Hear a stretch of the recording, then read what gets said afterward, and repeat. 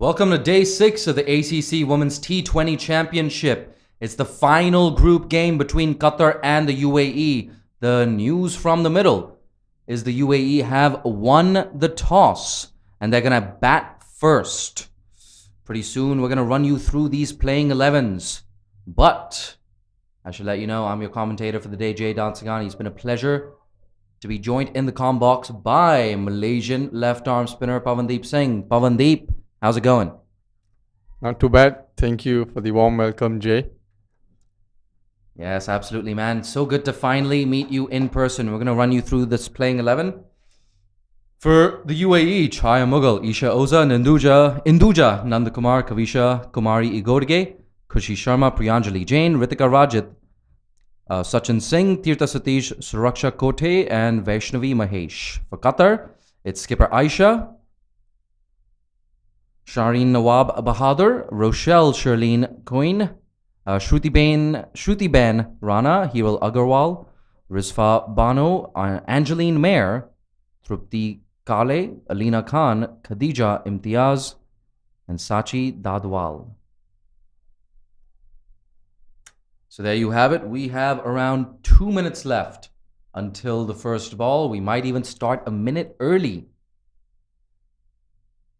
Slightly cloudy here at the Kinrara Oval.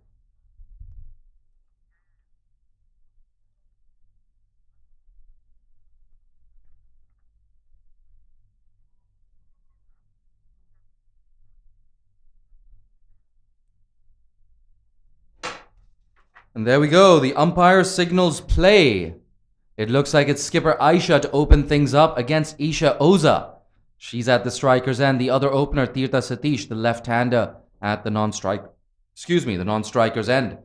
I am still trying to digest this lunch that I'm gobbling down. A nice little vegetable curry and some much-needed ice-cold watermelon. Here we go. First delivery, Aisha. That's full, a good start. Isha Oza pushes that to cover for a dot ball. I think it's a good toss to win for the UAE. Pretty hot conditions here at Kinrara Oval. They're probably trying to make full use of it, put a good score on the board, and I think they have full faith in their bowling to defend whatever they put on the board. Absolutely. The UAE having won 17 T20Is in a row. That is quite the feat. They are dominating associate cricket in the Asian region. Tries to guide that away, a play and a miss. And the UAE, hot favourites, of course, to win that semi-final. They will probably be playing Nepal. I should probably check what the match score was between Hong Kong and Kuwait. I have a feeling Hong Kong coming up trumps in that game. It's really hectic here. Pavan in the commentary box, running down for the presentation ceremony, running down for the toss. As you can see, half my lunch is still sitting here. Look at that. The flies have joined us in the comm box. Driven. And first runs for the UAE. Pierces that gap between cover and extra cover. A bit of a misfield. That will allow Isha Oza to get back for 2. I think you've been doing a pretty good job, Jay. Gotta give credit where it's due. Mate, thank you so much. I'm absolutely flattered to get the praise from a high-quality left-arm spinner, the prince of the arm ball, Pavandeep Singh. So good to have you in that comm box. The number of people you've dismissed with that tricky arm ball. Oh my God. Look at that. That's on the legs this time. Isha Oza, elegant. Looking for that single, but it's not there. I think what we have seen from Aisha so far is she's just looking to bring the ball in to the right-hander. And she is getting there a bit of movement. And I think her plan here would be to just pitch it up, get it as straight as she can, and wait for Isha to make the mistake. I think that's the right way to go about it as well. Not a lot of movement available for the bowlers on this wicket. Good batting wicket, the same one used in the first game. That's guided away behind square on the offside. It's running down to the boundary. Will it get there? Yes, absolutely. A bit of a blind spot for us here in the comm box. More importantly, Isha Oza picks up her first boundary and the UAE's first boundary. The score moving on to 6 for no loss. 2 deliveries left in this, the first over. Indeed, a very good shot, I would say. It's always good to have your first boundary coming in the first over. As an opening bowler, I never liked it, but I think that's how the game goes. And of course, Hong Kong coming up trumps against Kuwait, bowling Kuwait out for 60 at the UKM YSD Oval, driven yet again by Isha Oza. Does not find the gap, but she'll pick up a single to bring Tirtha Satish onto strike. Good piece of fielding there by Rispa Bano. So that's the end of the first over here in Kinrara Oval. UAE 7 for no loss.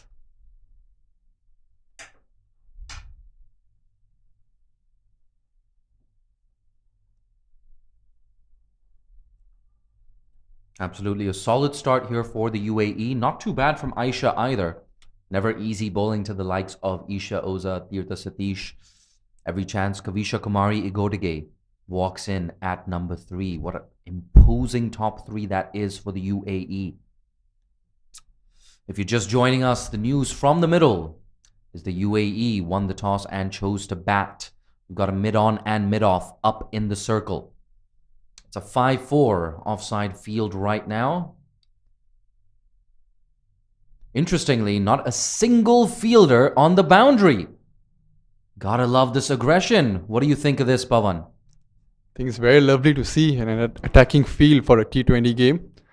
We usually have the 2 fielders out in the 30 yards in the first 6 overs, but I think Angeline Mayer has full confidence in her bowling.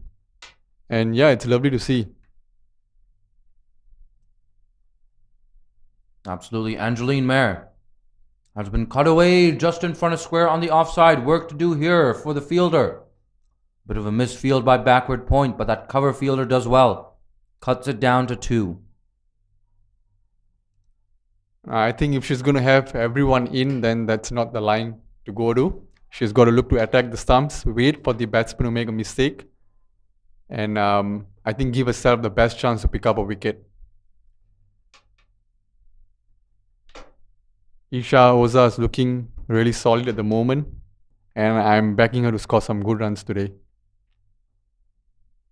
Mate, I am with you on that. It's never wise to bet against Isha Oza. Guided away, there's a third man in position.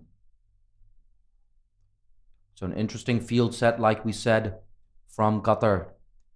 Trying to keep those runs down. Encouraging Isha Oza to go over the top. And I have a feeling that she's going to take that invitation. A reminder, Angeline Mayer coming off a player of the match performance against Singapore. I believe it was a 3-wicket haul there. There we go. Wider, left alone. The umpire gets some exercise. The UAE, they get a bonus run. That's also the first wide of the game. Slightly straying down the off-stump line. I think Angeline Mayer has looked good so far, continuing her form from yesterday, but I think she's got to look to attack the stumps a little bit more. On the legs. Ooh, unable to put that away. Pavan, that was there for the taking. Definitely there. I think Isha would realize she missed out on a free boundary here. A little bit over the fielder, it would have raced toward the fence. We have got world-class outfield here at Kinrara Oval. And that's the benefit of having all your fielders up in the circle. It just cuts down those angles. Here we go. Decides not to go over the top. Respectfully played back to the bowler. 2 deliveries left in the second over. 8 for no loss, the UAE so far. They won the toss and decided to bat. An early boundary in the first over for Isha Oza. But Angeline Mayer keeping things quiet. Isha Oza has looked really good so far. Oh, look at that. Beautiful. Doesn't overhit that. That on drive splits the gap between mid-on and the bowler. Second boundary of the innings for Isha Oza and second boundary of the innings for the UAE. Their score moves on to 12 for no loss after 2. Just as I praised her, she plays a beautiful stroke down the ground. A very Sachin looking drive from Isha Oza. And UAE, I believe they're off to a very good start. Qatar still looking to pick up their first wicket here. Isha Oza, of course, a lot taller than Sachin Tendulkar. There's no doubt about that. And much like the little master, she likes to impose herself on the opposition from the get-go. Tirtha Satish, however, she is yet to get off the mark. It looks like she's yet to face a delivery as well. So first delivery coming up for Isha Oza for the first time today. We see a slip in position. Aisha coming from around the wicket, the Qatar skipper.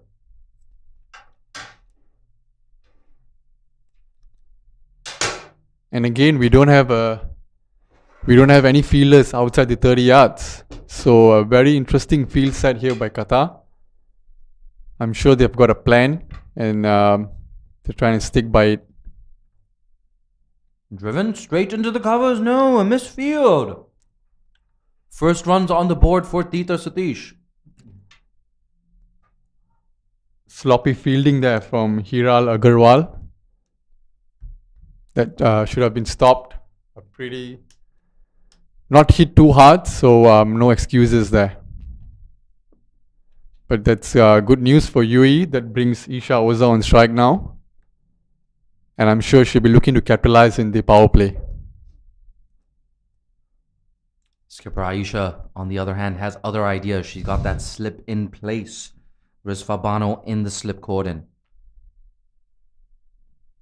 Here we go. Can she bring that outside edge into play?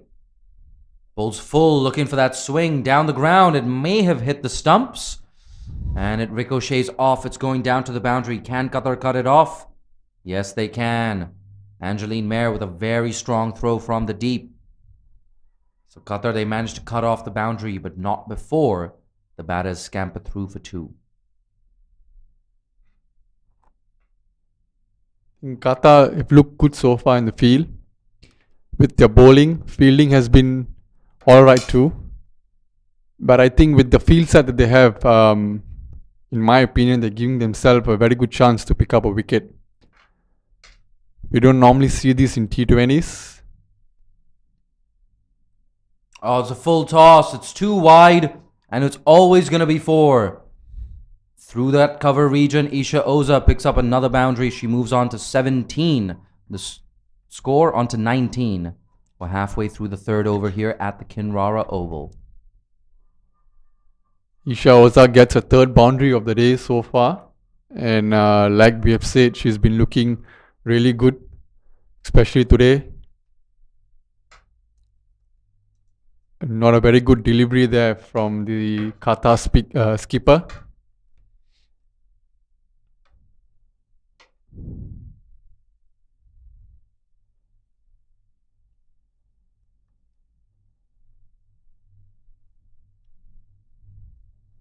(5-4) offside field, a huge gap there between cover and mid-off. There's no extra cover in place. Inviting the right-hander to go for this. And that's slapped away through that very gap we just spoke of. Back-to-back boundaries for Isha Oza. I think it is poor bowling here by the Qatar skipper. She's got a long off down at the boundary. And there's a huge gap, like Jay said, at the cover region. So you can't afford to give any room to the batter. I think she's got to look to attack the stumps here if she's going to give herself any chance of picking up a wicket. And even if you do bowl that line, there's no excuse for bowling short. The whole point of having a slip in is to bowl full, try and get that movement, trying to get that outside edge. And just as we say that, that slip has moved out to a third man. And we now have more stacked region in the covers. There you go. Aisha going on the defensive. Isha Oza also playing a forward defensive. It's a much better delivery from Aisha. Stump to stump, and Isha Oza couldn't do much about it.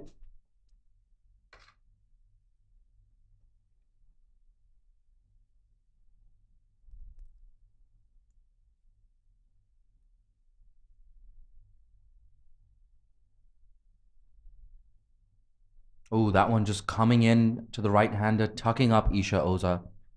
So a pair of dot balls to close out the third over. The UAE 23 for no loss. What do you think will be an ideal score here, Jay, for the UAE women? The UAE, they set high standards for themselves. They won't be happy with anything less than 160. They may even be targeting something in the region of 180. I'm going to flip that question round on you. What do you think? Make some score predictions, mate. Well, I think I've got to agree with you. Looking at the way they're going, I think they will probably get about 140, 150. However, if Qatar can pick up a couple of wickets here, it could put a stop to the scoring rate. And Qatar may just give themselves a chance to come on top of the game today. A lot of work to do, though, for Qatar.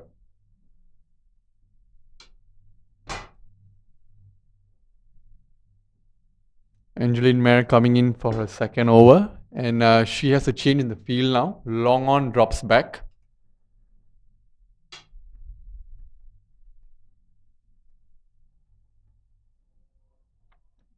It's not good enough from Angeline Mayer. It's too wide. And that's not going to do anything to test out the left-hander. Yes, a pretty poor start to her second over.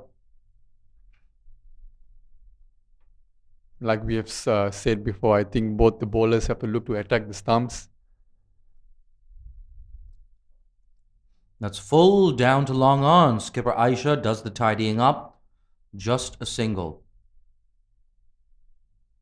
And I think Skipper Aisha has watched a lot of Tirtha Satish. Tirtha Satish so strong through that leg side. A lot of people say left-hander is always elegant through the offside. But for Tirtha Satish, it's a different question. Very leg side dominant, Tirtha Satish. A change of angle here. She's coming around the wicket. Angeline Mayer to Isha Oza. Let's see if this works. 5-4 offside field. That's a good job there from Angeline. Bowling to her field. That's just pushed into the covers. A dot ball.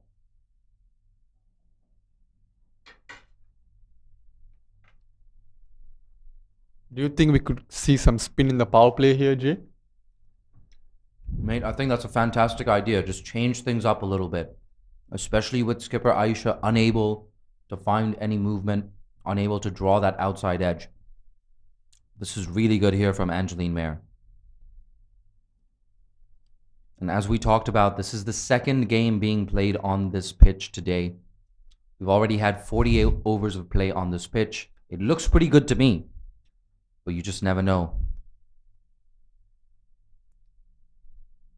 And Pawan, of course, you're no stranger to bowling in the power play, are you? Tries to paddle that away. Oof. Bit of a leading edge on that one. Pops into the offside for a dot ball. But like I said, Pawan, you are no stranger to bowling with the new ball, are you? Well, definitely. I think for me, when I have the new ball in my hand, it's all about picking up wickets.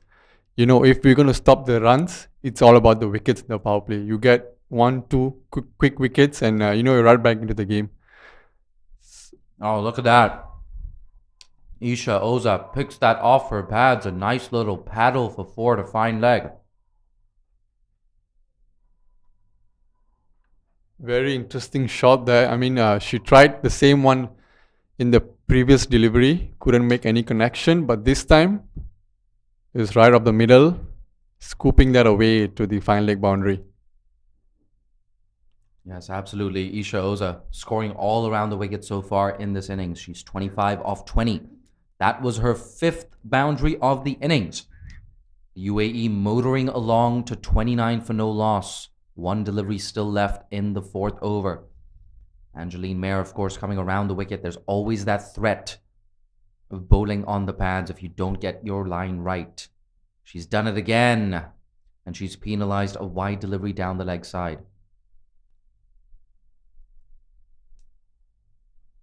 Well, another thing coming in from around the wicket is, she removes the chance of getting a LBW.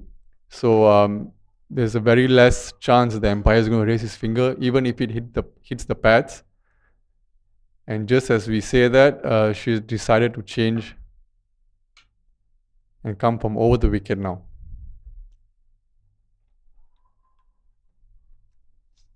That's slapped to deep cover for a single. So Isha Oza yet again.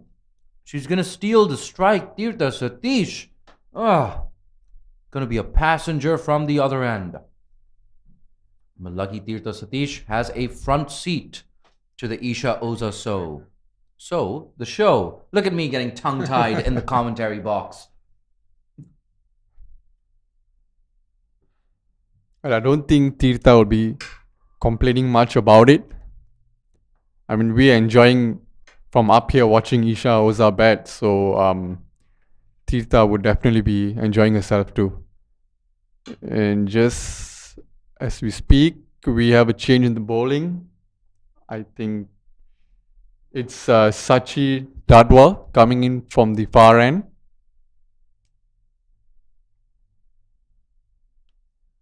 Absolutely, Sachi Dadwal. She was here with the under-19s. What can she produce? Isha Oza eyeing up that leg side field. It's a 5-4 offside field. We've got a fine leg in the circle, a mid-wicket, a square leg, and a mid-on.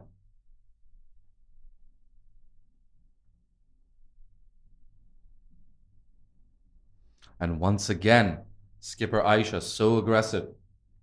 All of her fielders are inside that circle. That vegetable curry, that spicy vegetable curry, causing a little bit of indigestion for Jay Dansinghani in the commentary box. But that's what we have to do. We only have around 5 or 6 minutes to eat lunch in between games. Here we go, Sachi Dadwal. That's full, that's driven square, and it's going to be 4. Isha Oza, when she hits it, it stays hit. Yes, definitely, Jay. I think Isha has looked really solid today, and it's not just about hitting it. I think she's been really smart as well. Now, if we see anything that has been pitched up into the stumps, she has not taken any risk. She's just defended the balls, but anything that's outside the off stump or down the leg side, she has capitalized on it. And I think that just shows why she's betting on a pretty healthy strike rate as well. 32 of just 24 deliveries. And I think if she keeps going at this rate, we might just see our first century of the qualifiers. Mate, I agree with everything you've just said. Oh, it's a big appeal.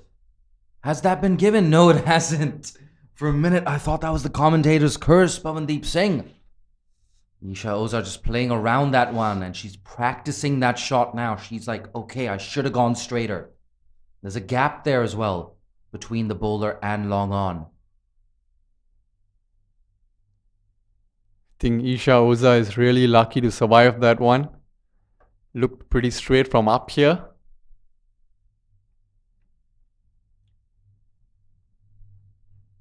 Oh, beautiful. Guided away for another boundary to third man. Fielder tries to cut it off. There you go, Isha Oza. A boundary-laden knock so far, 36 of 26. That was her 7th boundary. And Pavandeep Singh, just moments earlier, predicting perhaps Isha Oza has a chance to register the first 100 in this tournament. Mate, I'm going to join you with that prediction. I think Isha Oza definitely looks like a hot favorite to get 100. A very low-risk innings so far. Barely made a single mistake. And she's been elegant as ever. Elegant Isha Oza goes down the ground. It's just going to be a single this time. I think it's really smart batting as well from Isha. looking for the single after a boundary. Looking for a single towards the end of the over as well. We have one delivery left. If Tirtha Satish hits a boundary or faces a dot ball, it's going to be Isha Oza on strike yet again. She's faced 27 of the 29 deliveries so far today. Look at that, Isha Oza. Apologies. Tirtha Satish eyeing up that leg side. There is a gap there between mid-wicket and square leg in the circle. Fine leg. Just moved a tad finer just seconds ago. And of course, long on is on the fence. So there's an easy single available for Tirtha Satish. Here we go. What can she do? Tries to flick that away. It's going to be a dot ball. Isha Oza, you're back on strike. Hogging the strike, Pavandeep Singh. Well, I think if she's going to keep hitting those boundaries, then I've got no complaints. I don't think the UAE management would have any complaints, and definitely not Tirtha Satish as well. End of the 5th over, UAE are 42 for no loss. Still, I just wonder, Pavandeep, if a wicket does fall, if you were Chaya Mughal, do you send in your best player at 3 or do you give your middle order a bit of a chance? well, I think they've got a pretty good start, so I think they should definitely capitalize on it. I would send in my best player at 3 and, try and just keep the run rate going and get as much runs as we can on the board. It's interesting you say that because I have a feeling Chaya Mughal, UAE captain, would agree with you. But personally, I feel like you don't want to go into that semi-final with an undercooked middle order. But I guess that depends on when the first wicket falls as well. That's worked away into the leg side, an easy single. And for a change, Tirtha Satish will be on strike quite early on in the over. Still no signs of spin from the Qatar captain. Now, I don't know if it's the spinner in me talking or what do you think, Jay? I think you're right. Insanity is doing the same thing over and over again and expecting a different result. You've got to change things up. Whatever you're doing right now, it's not working. Angeline Mayer has been driven straight to that short cover. A rare dot ball here for Qatar and some respite from this assault from the UAE.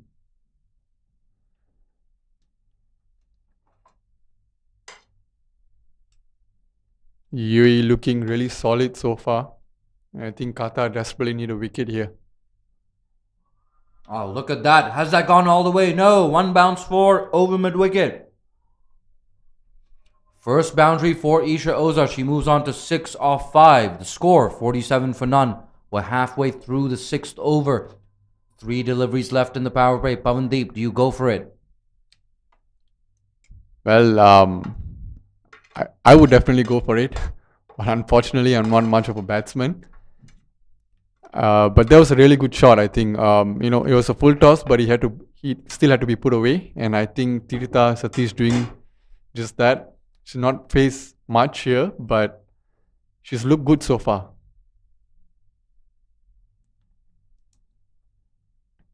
And with that full toss, we have a change in the field. The deep square leg. We have a deep square leg in place now. So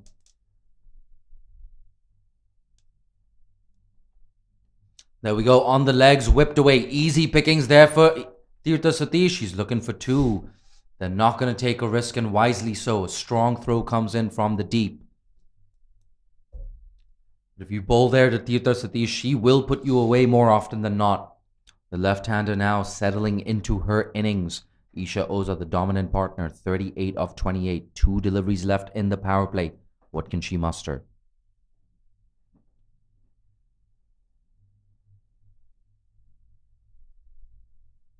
I think another boundary here would be really good for the UAE. Oh, on the legs, a very optimistic appeal. They're going to run through for what looks like a leg bye. Yes, confirmed by the umpire. Just straying down a little bit.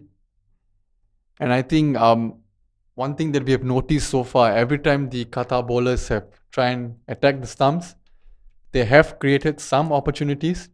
We have seen Isha Oza surviving a close call in the last over, followed by Tirtha Satish as well.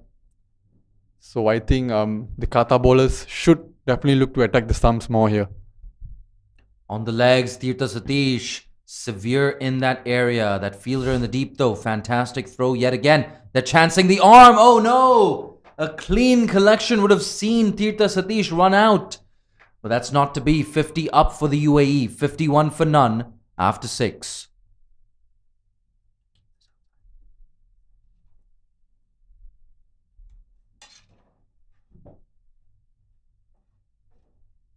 The umpire is signaling the end of the power play. I think the UAE couldn't have asked for a better start here at Kinrara Oval. 51 for no loss after the completion of 6 overs. Isha Oza on 38 of 29 deliveries. Tirtha Satish is on 9 of 7 deliveries.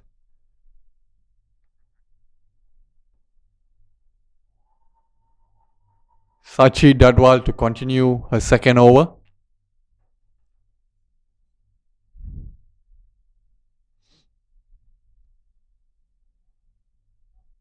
Couple of changes being made to the field here. And we still don't have more than 2 fielders outside the 30 yards.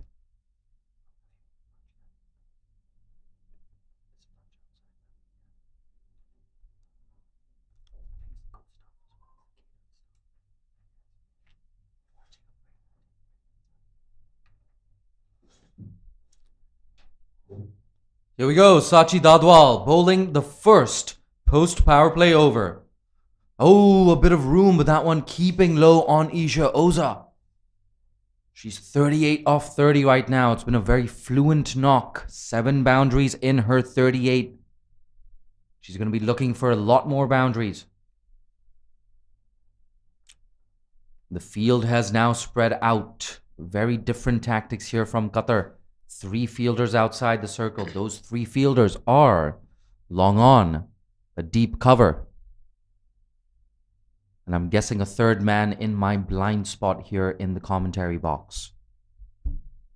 A very interesting field set here by the Qatar captain. So we have a sort of a deep third man and a deep point, I would say. And in looking at the field set, I think Sachi would be looking to just keep it outside the off stump and try and make Isha just play the cut shot. And as we say that, just a mid-pitch conference between Isha Oza and Tirtha Satish. Not too often in this innings we've seen consecutive dot balls.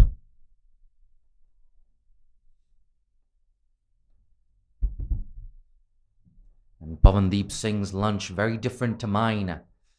There's some chicken and mutton waiting for him.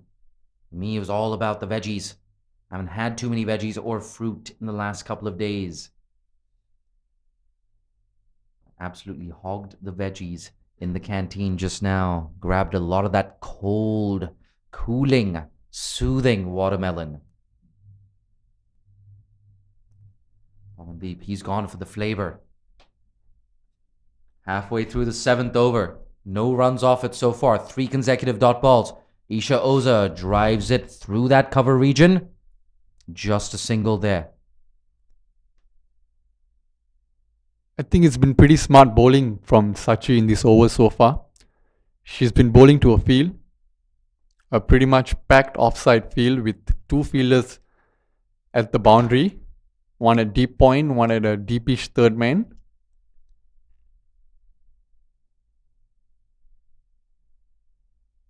It is a pretty flat wicket here at Kinrara Oval, like we always get. So as a bowler, you just got to keep it stump to stump.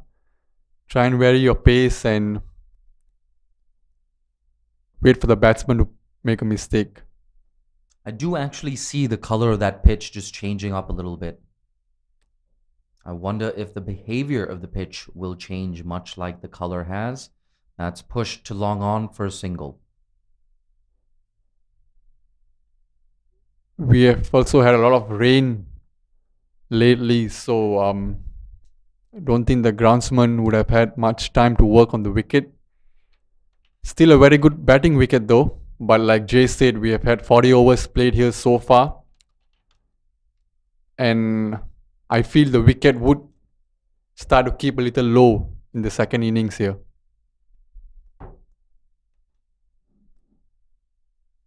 Here we go, Sachi Dadwal. Ooh, down the leg side, and it's going to be bonus runs. It's running down to the boundary.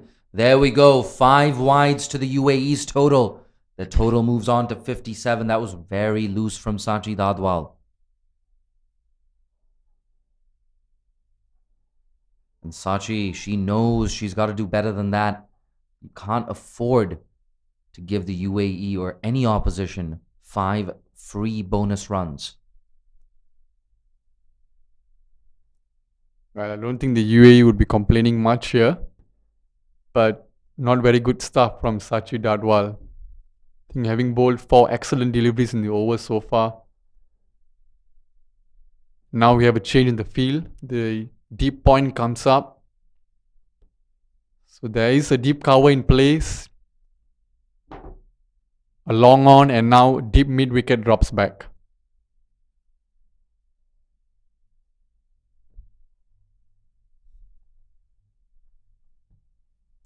Pavandeep Singh, his observations astute as ever, always keeping an eye on those tactics, those bowling changes, those field changes.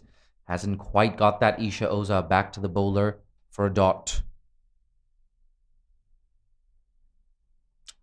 And that should be the last delivery of the over. 52, rather 57 for no loss, the UAE after 7.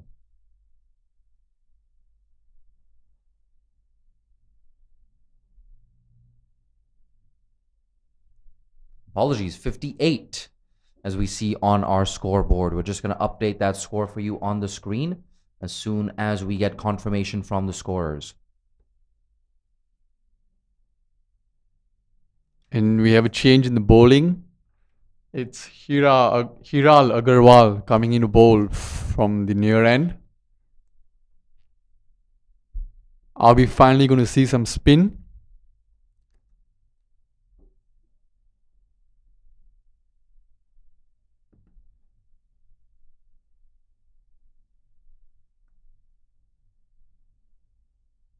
He will just moving that third man a little bit finer. Here we go. Hiral Agarwal. That's a good start, right on the money.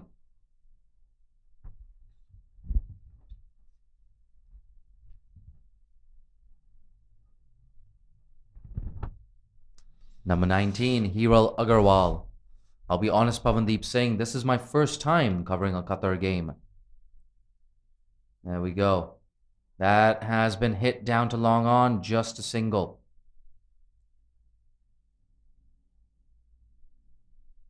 But yes, so great to watch Qatar for the first time in this tournament.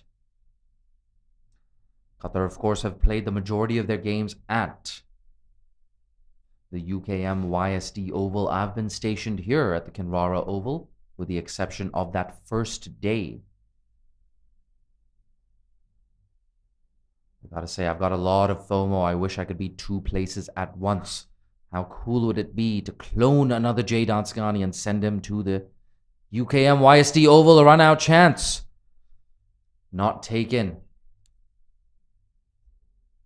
It's my first time watching both these teams play as well, and I think they've done a really good job so far.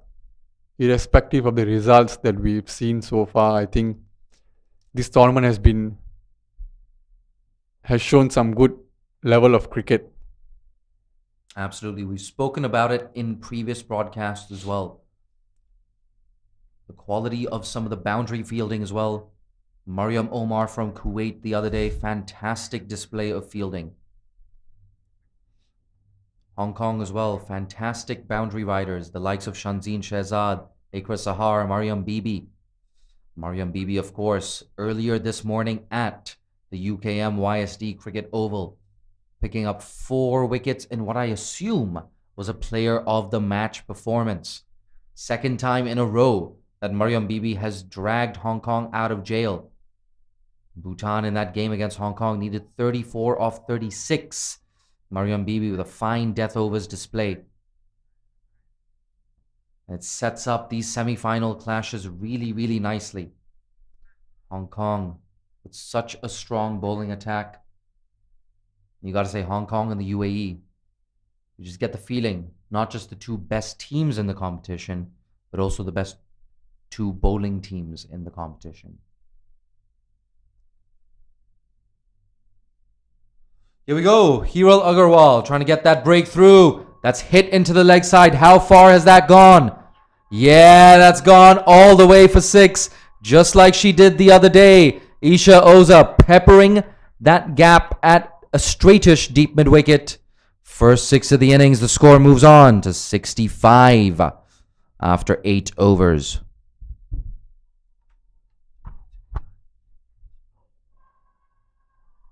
I'm not sure if you can hear that. The chants from the UAE dugout. Isha Oza. Clap, clap, clap. If you've ever watched cricket live, you know how that clap, clap, clap beat goes.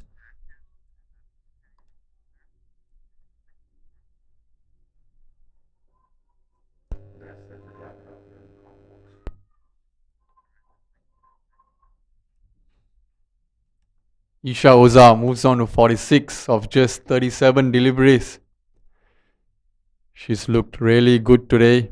The UAE right-handed opening batsman. There's a discrepancy in the score on the scoreboard and the score on our screens. I'm sure somebody is going to fix that, whoever is in the wrong. But for now, let's just assume it's 66 for none after 8. But Isha Oza so good at picking off those balls off the pads and lifting the ball over that straightish mid-wicket fielder. She did it the other day, I believe, against Singapore. Yes, against Singapore. Picking up 3 boundaries in an over against Shafina Mahesh before striking a maximum. The UAE gunning down Singapore's total of 29 with consummate ease. For now, we have a change of bowling. Spin into the attack. That's wide down the leg side. 67 for none. 12 overs to go. Pavandeep Singh, I want you to make a prediction right now. Well, I'm going to go with 150. Look at that. Qatari fans. Pavandeep Singh must be your favorite person right now, making a brave prediction.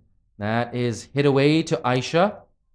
At mid-wicket, a chance of overthrows, but that's good backing up there from the fielder. So we finally have some spin here at Kinrara Oval. After 8 overs, the Qatar captain finally bringing in Rochelle Quinn to bowl a off spin. Let's see if she can pick up a wicket here and put a break to the scoring of the UAE team. Well, she's definitely going to need to take a wicket if your prediction of 150 is going to be accurate. Very brave prediction. Pavandeep Singh. Oh, look at that. How's that prediction looking? Swept away in front of square on the leg side, that mid-wicket region yet again. She's peppering that part of the outfield. And that's 50 for Isha Oza. Of just 38 deliveries, I think she's played a brilliant knock here. What a shot to bring up a 50 as well. Just going down on one knee and slogging it over mid-wicket. And with that, we have a change in the field. The cover fielder is coming in and we have 2 deep mid-wickets now. One just protecting the cow corner.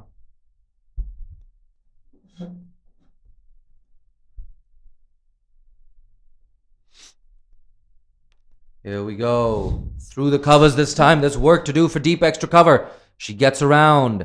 Long off, I beg your pardon. It was a very wideish long off stationed there on the boundary. And I guess that field setting working there for Qatar. Cutting off the boundary, just a single to Isha Oza. A sigh of relief for Qatar fans and perhaps the Qatar dugout as well. Isha Oza off strike. Tirtha Satish. Oh, it's not really easy bowling to her either.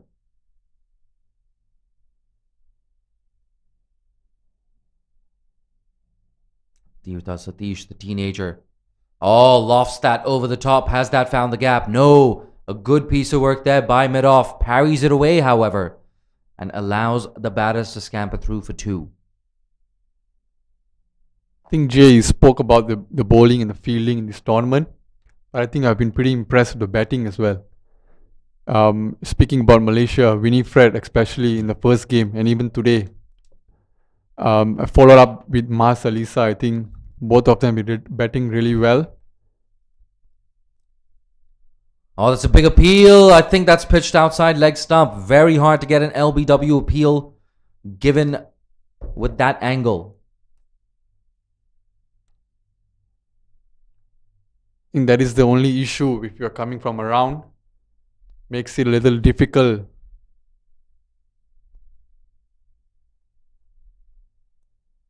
Good use of the feet, but not quite to the pitch of the ball. Adjusts well and hits that out to a deep cover for a single.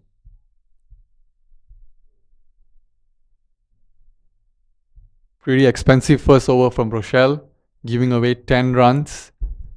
The UAE are now 76 for no loss after 9 overs. Pawan, would you like to stick to that 150 prediction? Well, since I've made my prediction. I can't change it now. It's gone on air, so I'll stick by it. Oh, mate, just pulling your leg. Pawandeep Singh, so great to have him in the comm box. Delighted when I walked into the comm box. I saw the tall, wiry frame of Pawandeep Singh. Fantastic. The better looking of the two Singh bros. Lovely to be here, Jay. Lovely to be here. Here we go. Around the wicket to the left-hander. That's pushed into the offside. It's just going to be a single. But no, like you spoke of earlier in the day, or just moments ago, actually, the batting in this tournament, you're right, very impressive indeed. Mariko Hill yesterday against Nepal, attacking that power play. That shot she played to get off the mark, a perfectly timed drive through that extra cover region. It's absolutely brilliant innings. Runs all around the wicket for Mariko Hill. This one has been edged down to fine leg. It's running down to the boundary and it's going to get there. Fortuitous 4 for Isha Oza.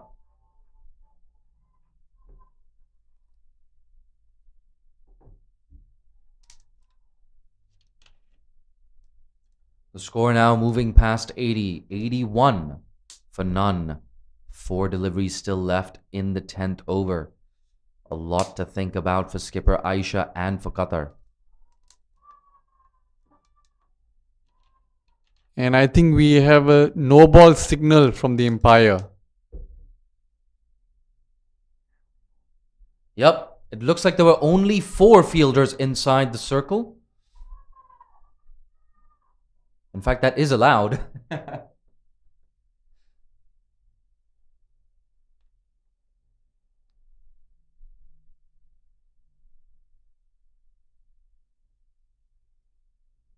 Pawan, was that because there are too many fielders behind square on the leg side?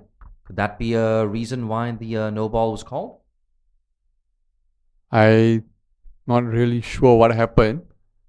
We'll try and get confirmation, but I suspect that is indeed the case. I think there were 3 fielders behind square on the leg side on that occasion for that delivery. So that could be the reason for the no ball. But luckily for Qatar, they get away with that free hit. So it's not often you see that, actually. 3 fielders behind square on the leg side.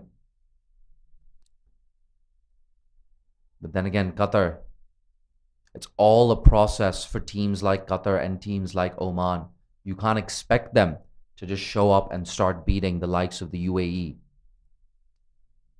Well, kudos to the umpires for spotting that one.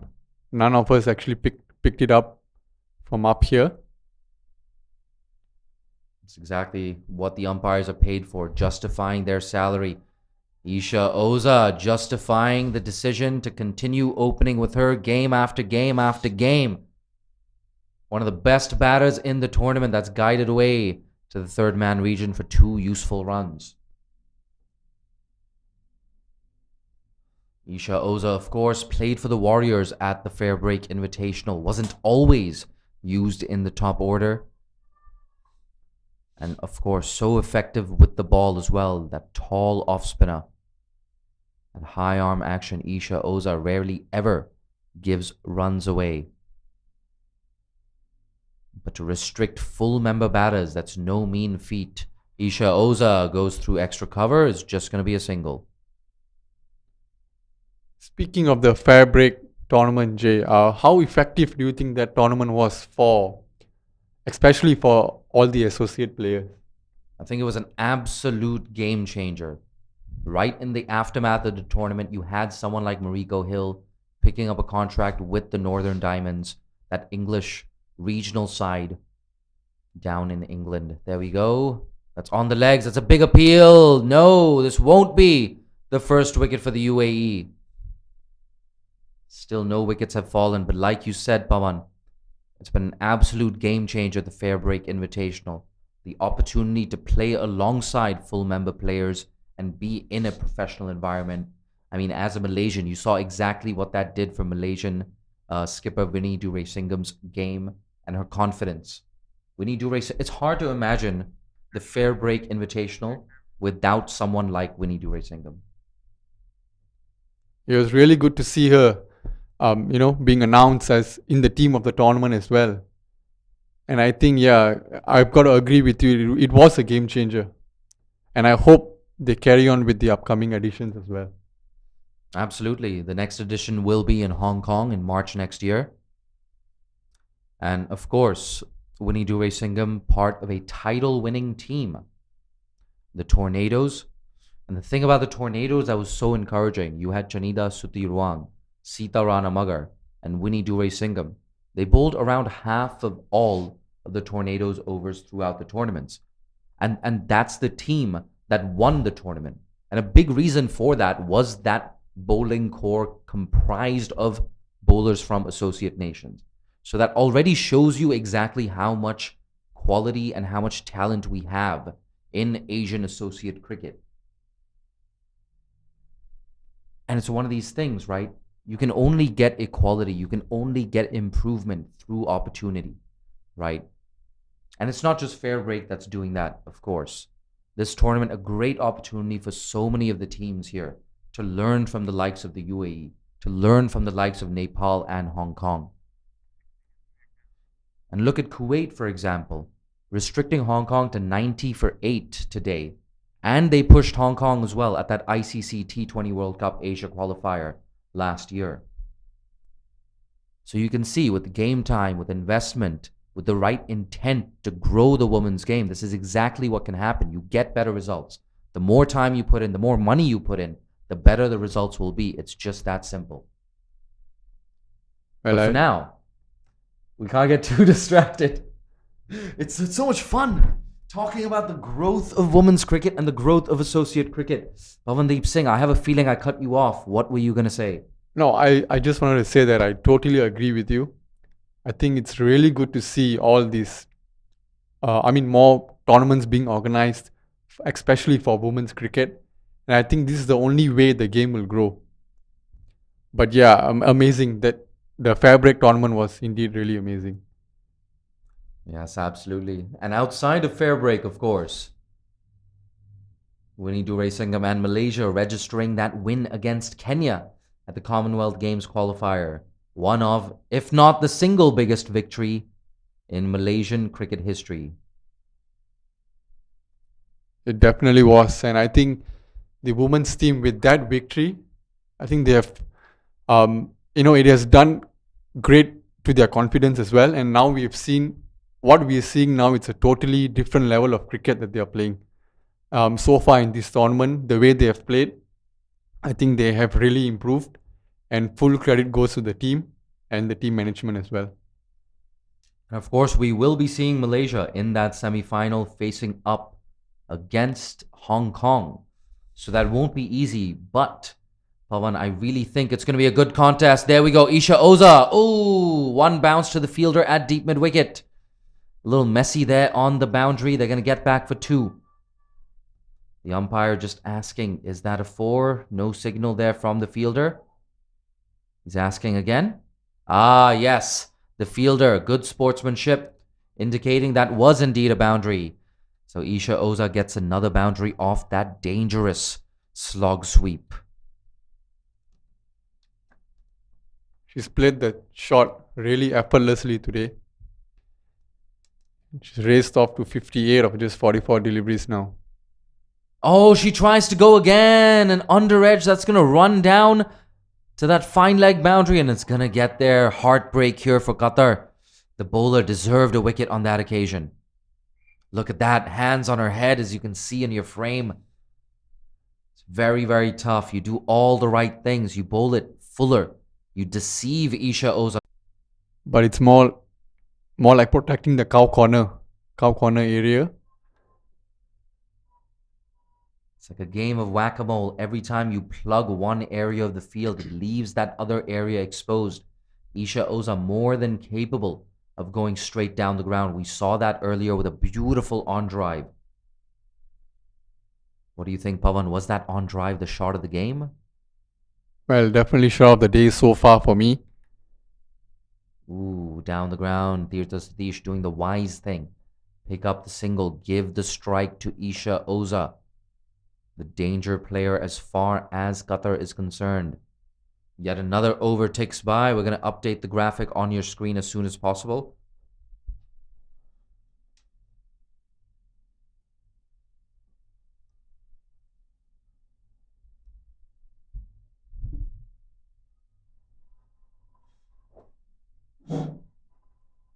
Qatar yet to pick up their first wicket. And I think it's just been really good batting from the UAE.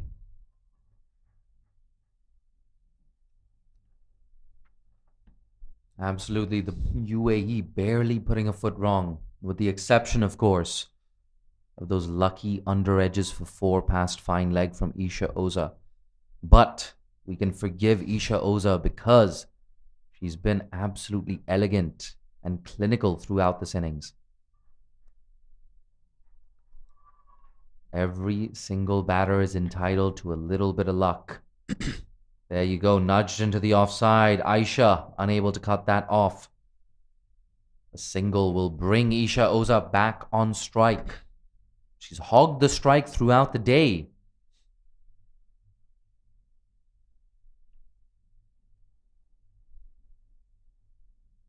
And it looks like 100 is up for the UAE now as well.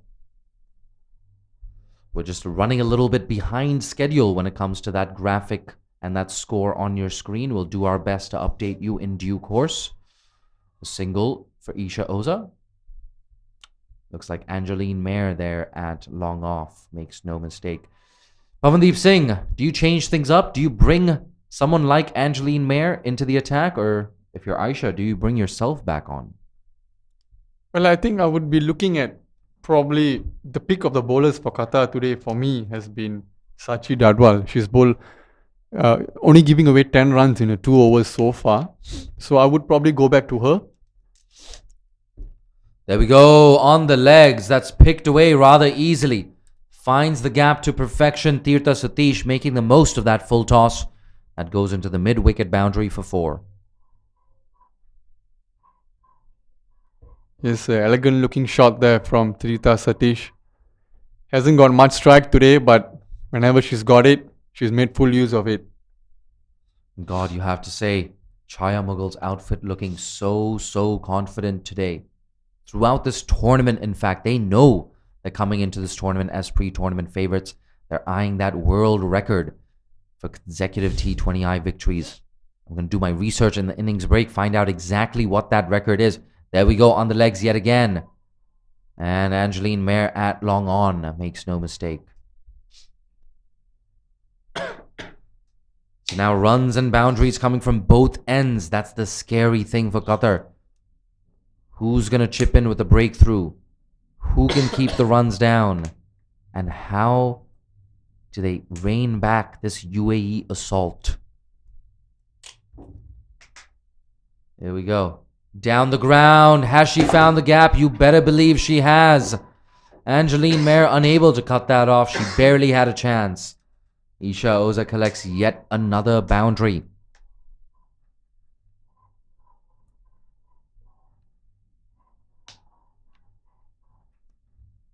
There we go. Chance of let's go, Oza, let's go.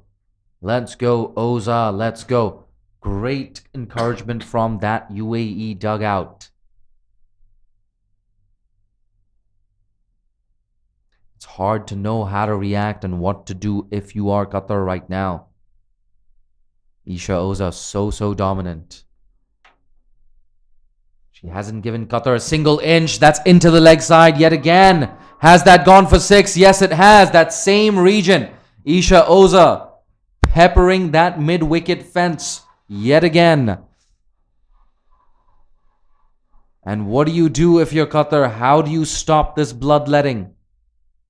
Isha Oza moving closer and closer to that magical 3-figure score of 100. Can she be the first centurion in this tournament?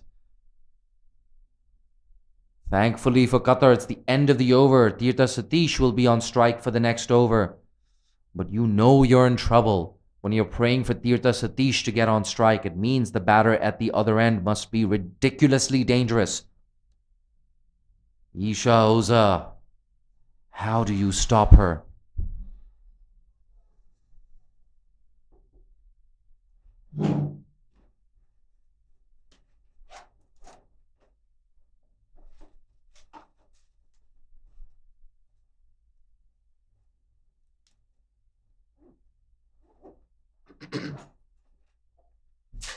That's tucked away off the legs. It's going to be a single. Deep mid-wicket. Can she cut this off? She runs in.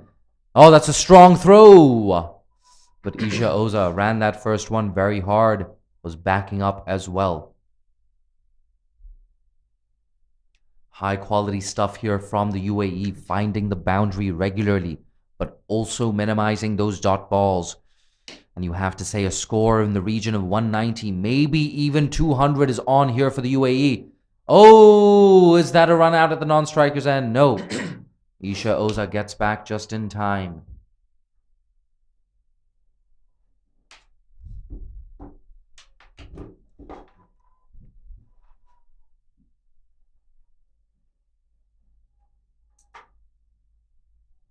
Isha Oza on 58 of 44 deliveries.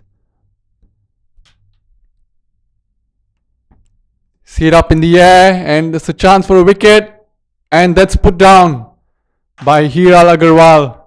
She's got no one to blame here except herself. That should have been taken a pre-regulation catch. Unfortunately goes down, and Qatar still unable to pick up their first wicket here.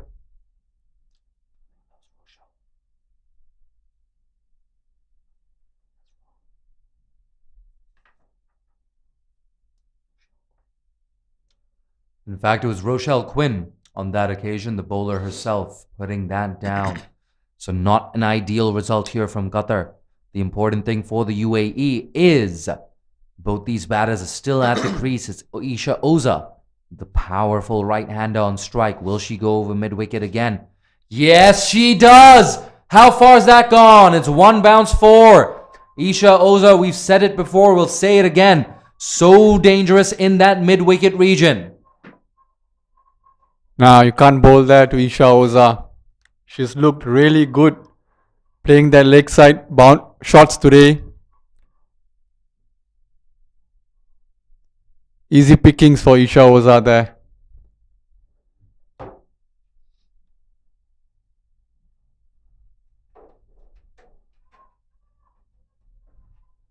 Well, I think the Qatar team would have to come up with another plan here to stop the UAE runs. They have raced on to 117 in just 13.4 overs.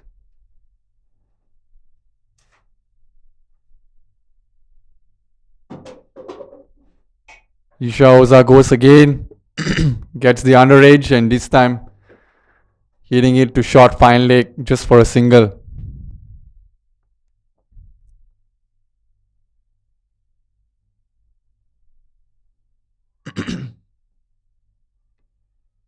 That brings Tirtha Satish back on strike. She's on 16 of 15 deliveries.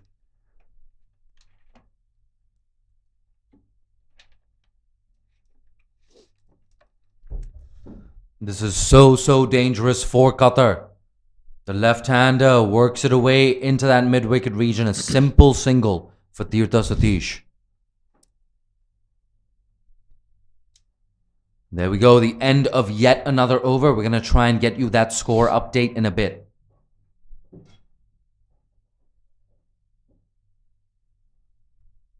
The UAE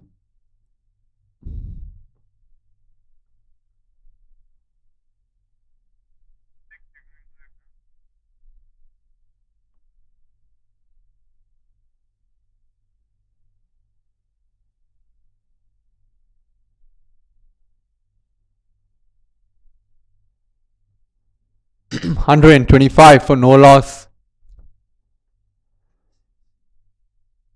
Sorry, 126 for no loss after 13 overs. In Qatar, yet to pick up a wicket.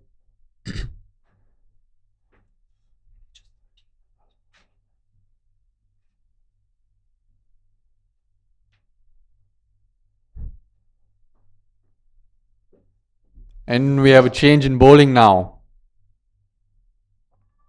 Alina Khan comes into the attack. Absolutely, Alina Khan, yet another member of that Qatar under-19 side that was here a couple of weeks ago. So she spent a few weeks in Malaysia already, Alina Khan. There we go, 2 pigtails for Alina Khan. And that's shoveled away into that deep square leg boundary for yet another boundary. Tirtha Satish moving along really nicely, and there's no sign of this stopping for Qatar. The UAE stamping their dominance on this game and sending a message to all other teams in this tournament, especially their opponents in the semi-final, Nepal. Do I have a chance to change my prediction, Jay? I will allow you to change your prediction. Pavandeep Singh, what's your new prediction? Well, I'm going to look at 190 now. 180 to 190. I think 180 is you're still selling them short a tad. But no, I agree with you. I think 190 is a reasonable prediction. I'm going to go for 200 though. I'm just feeling it. Isha Oza, absolute run machine. I know she wants that century. There we go. Muscled down the ground. Will this beat Angeline Mayer? No, a good bit of work there. Or just a little ricochet off her body allows Tirtha Satish to come back for 2. Excellent fielding once again. Alina Khan just tossing that one up, inviting Tirtha Satish to hit it down the ground. Here we go. Alina Khan yet again. Oh, a play and a miss. A very rare dot ball here from Qatar.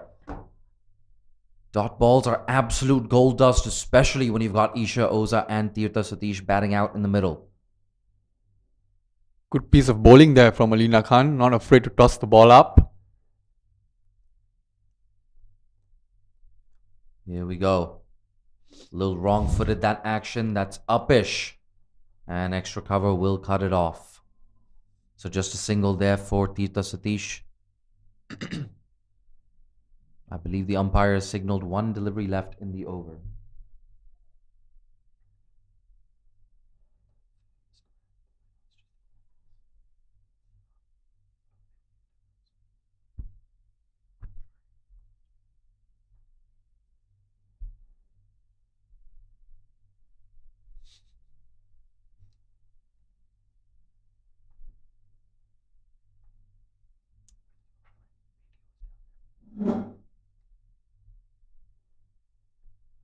We're almost at the end of the over. Alina Khan, can she get out of it unscathed? Isha Oza slapped, and it's gonna be 4 over that fielder at cover. So Isha Oza not choosing to go over mid-wicket this time, but the result is still the same. Another boundary for the powerful right-hander. That raced away to the cover boundary. Beautiful batting here from Isha Oza, and she's moved on to 89. Nearing that 100 that we were talking about. Just 11 runs away now. And looking at the way she's batted today, I think she's just probably 2 shots away.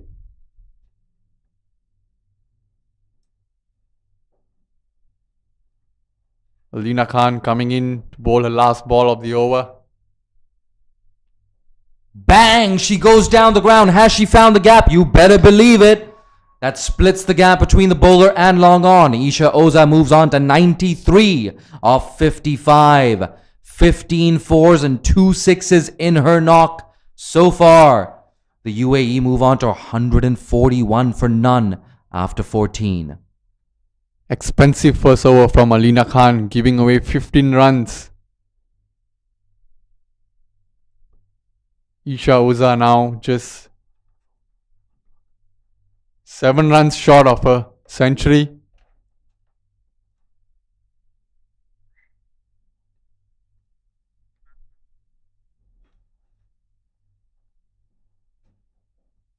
UAE looking on par to make a big score here. And the Qatar team would have a big chase ahead of them. Another change in the bowling now. Skipper Aisha is back into the attack for her 3rd over. Pretty expensive so far today.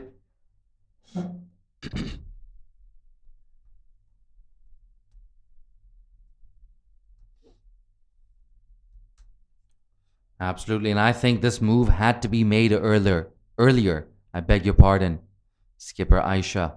She bowled a good first over, not so much in her second.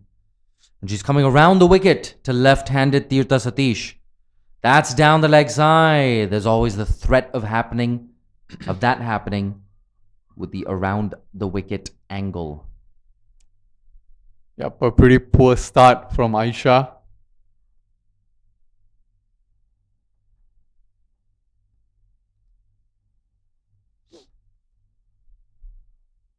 Isha Oza looking for her second T20I century. Just earlier this year, in March, against Bahrain, where she smashed 158 in the GCC Cup. That's a dot ball. A very rare dot ball here. We've seen a lot of boundaries, a lot of doubles in the past couple of overs. Here we go. Isha Oza eyeing that second T20I century in her career. But for now, it's Tirtha Satish on strike. Come on, Aisha. That's down the leg side. A good piece of fielding there at fine leg. A quick throw. Ooh, a better throw would have had Isha Oza in trouble. Not to be, however.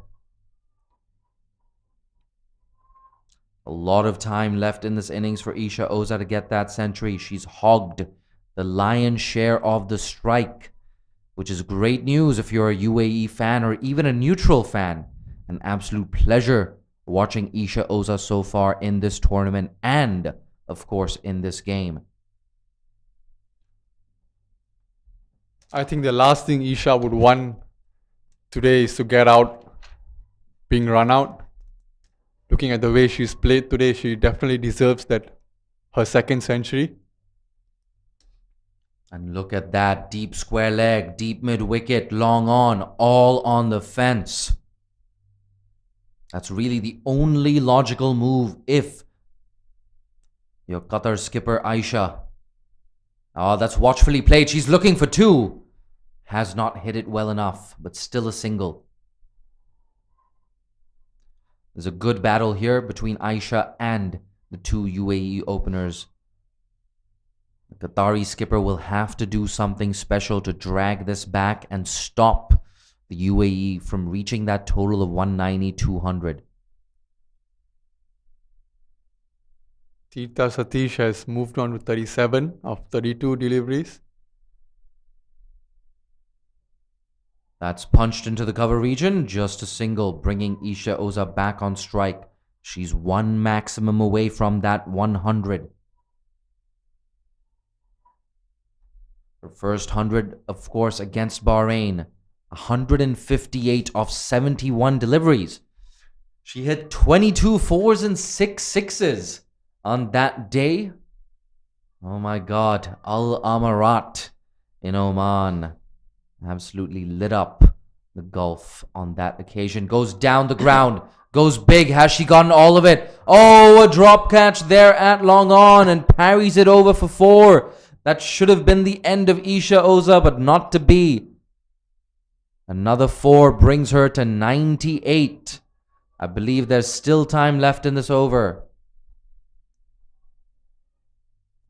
Absolutely one delivery left now in this over. Can Isha Oza get that 100? Will she pick up a single or will she try to finish things off right now? Getting a little bit lucky there with that drop catch. 149 for none. No wickets at all for Qatar. The UAE going at close to 10 runs and over. Isha Oza, bang down the ground. It's going to be a dot ball. We're going to have to wait for that Isha Oza 100. 5 overs to go. It's 149 for none.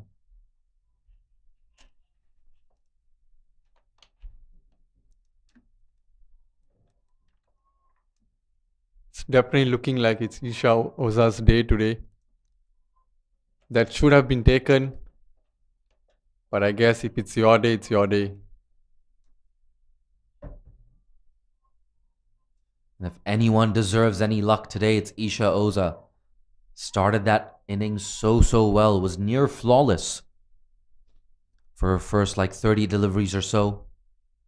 Since then, a couple of fortuitous under edges have gone down to that fine leg boundary for 4. And of course, a drop catch just now. 58 balls she's faced for 98 elegant, even brutal runs. That's the thing about this Isha Oza innings. It's been all class, but also so much power. Definitely, it has been that sort of an innings. Sachi Dadwal back into the attack for a third over. Oh, that's down the leg side. A bonus run plus the wide delivery. So 2 more runs to the UAE's total. And it's 150 up now for the UAE. The milestones continue to tick by for them. And now, once again, Isha Oza on strike. 98 off 58. Looking for her second ever T20I century. I wonder how many people are watching at home in the UAE. Whether you're in Dubai, Abu Dhabi, Fujairah, any of the Emirates. Ajman. Look at this. Isha Oza, 98. That's played away through the offside. Ooh, we're going to have to wait a little longer. Run out chance. Stronger throw might have had Tirtha Satish in trouble. That's the thing, Pawan. We're getting so distracted by this Isha Oza potential century. We didn't even, almost missed that potential run out at the other end.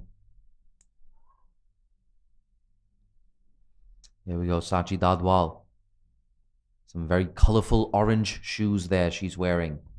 That's too wide. It's left alone. And there you go. The umpire. A belated call of wide. Taking his time with that call, the umpire.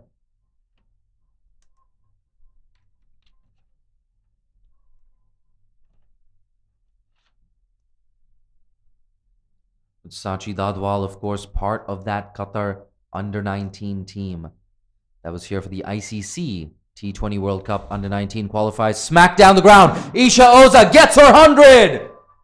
102 off 60 balls. The helmet comes off. She raises her bat. What a fantastic innings. power, poise, elegance. Isha Oza gets her second T20I century. Absolutely amazing innings here. I think one of the best that we have watched in Kinrara Oval after a long time. And you can hear that, the cheers from the dugout. Isha, Isha, clap, clap, clap. I feel like standing up and applauding from the commentary box as well. A fantastic shot to get there as well, straight down the ground. 17 fours in her innings and 2 sixes. 80 runs have come from boundaries of Isha Oza's bat. A boundary-laden knock. It's been absolutely brutal. But at the same time, she's played some elegant shots through cover. Down the ground, a beautiful on-drive earlier on. And of course, 2 sixes lifted up over that cow corner boundary. Yet another boundary. She goes through that cover region we just talked about. Nothing too elegant about this one. This was just brutal. Smacked it. Yeah, she's been unstoppable today, Isha Oza. I think the Qatar bowlers have tried hard, but she's just been too good. It's been an absolute masterclassness from Isha Oza. And if I was Nepal, I'd be so scared at this point. Nobody wants to face the UAE if it means having to beat them to get through to the Asia qualifier. Asia Cup, I beg your pardon, that's down the ground. Skipper Aisha does a good job, just a single.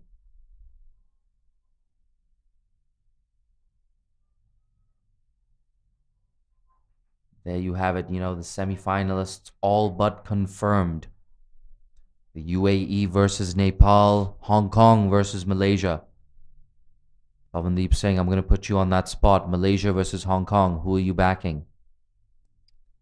Well, I think you know the answer, Jay. I think you know my answer as well. A little bit of research will tell you what's on our mind and what's in our hearts. There you go. A bit of a misfield there at mid-wicket. Tirtha Satish, she must be eyeing up that half century as well. Pavandeep, I know you and I are not going to see eye to eye on that Malaysia versus Hong Kong game. It's all good, mate. It's all good.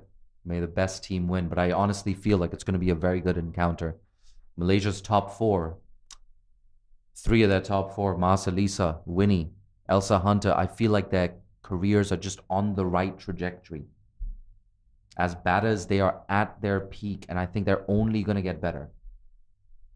Well, definitely. I think it will be a very close game. Both teams have played really good cricket so far, and they have got some experienced players in both sides. So, yeah, as you said, may the best team win. Absolutely. And for Hong Kong, of course, a big story for them in the tournament has been the growth of Iqra Sahar and Mariam Bibi. For the second time today, Mariam Bibi, you could argue, just bailing Hong Kong out of jail. She did so well against Bhutan, and today, taking 4 wickets against Kuwait. Oh, that's a full toss. That's down to long on. It's a catching chance. That's really well taken. Ooh, she may have stepped on the rope there. We're not sure. We're also going to wait for the signal from the square leg umpire. Is that a no ball? Nope, it's not a no ball. In fact, yes, it is. It's not the square leg umpire, but the main umpire who has signaled a free hit. So there you go. The good news for Qatar, a fantastic piece of fielding there on the boundary by Angeline Mayer. Saves a 6. However, it's a free hit. And guess who's on strike? Isha Oza. There you go. Then again, you can always argue. It seems like every ball has been a free hit for Isha Oza in any case. So, here we go. The powerful right-hander.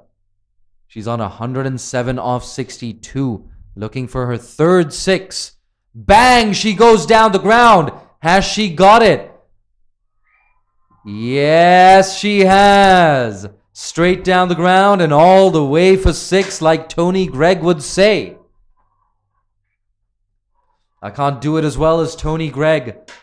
And very few batters can do it as well as Isha Oza going down the ground on that occasion, picking up her third maximum of this innings. 113 off 63 deliveries for Isha Oza.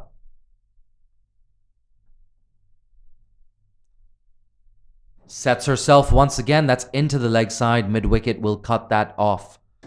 Pavan, one thing I want to see in that semi-final between the UAE and Nepal is Kabita Kunwar bowling from around the wicket to Isha Oza. That's how she dismissed her in that final game between these two teams at the T20 World Cup Asia qualifier last year.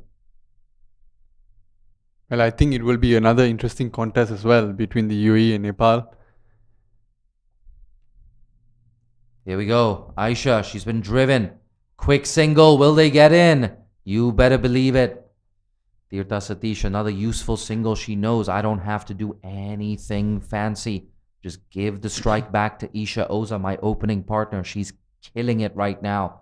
114 off 64. A strike rate of 178.12 to be precise.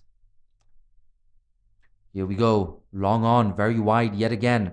There's that gap down the ground. She backs away. Ooh, doesn't get all of it. But getting a single down to Angeline Mayer at long off.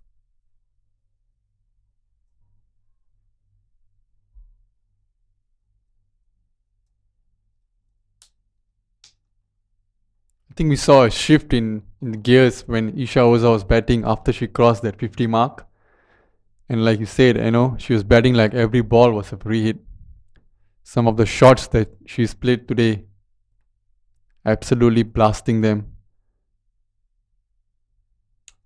Here we go, Aisha. Rare dot ball there. In fact, it's not going to be a dot ball. It's a single. Bit of a misfield there from the captain and bowler, Aisha. It's been an expensive spell, not just for Aisha, but pretty much all of Qatar's bowlers. Aisha has one delivery left in her 4-over quota, and unfortunately for her, she's going to have to bowl that final delivery to none other than Isha Oza. The headline act today at the Kinrara Oval. Magnificent player, Isha Oza. Here we go. Last ball of the over. Last ball of Aisha's spell.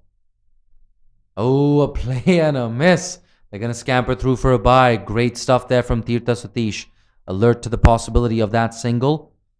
And it's a bye to end the final over. 174 for none. 3 overs left.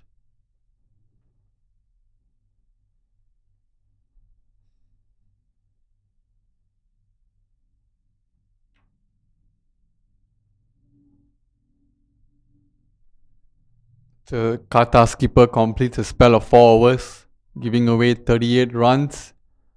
Pretty expensive today. But I think full credit has to go to the way UAE has batted. They have been smart in their approach. They have respected the good balls. And they have not missed out on the loose ones. Sachi Dadwal back into the attack to bowl her last over of the day. Yeah, absolutely. So hard for Qatar to keep the runs down, especially when Isha Oza is in such fantastic form. My God, Pavandeep Singh, I've nearly lost my voice. Isha Oza giving me a lot of material to commentate on here in the comm box. Great view for us, especially with this pitch being used. Well, she's definitely kept us busy today. No doubt. Here we go. Sachi Dadwal to Isha Oza. Is that out? Yes, Isha Oza. I couldn't believe my eyes for a second. She's been bowled. Really good stuff there from Sachi Dadwal. That's a massive wicket. The UAE lose their first wicket. Isha Oza walks back after a brilliant century. 115 off 67 deliveries. Gets a punch of the gloves from Tirtha Satish. And watch this reception she's about to get from that UAE dugout. There you go. Kavisha Ighodege walking in at number 3. You're going to see her pretty soon. And as soon as Isha Oza crosses that boundary rope, I know that dugout is going to go crazy. There you go. They're going to hug it out. A brilliant innings. Isha Oza, take a bow. You got a smile on your face. And rightfully so.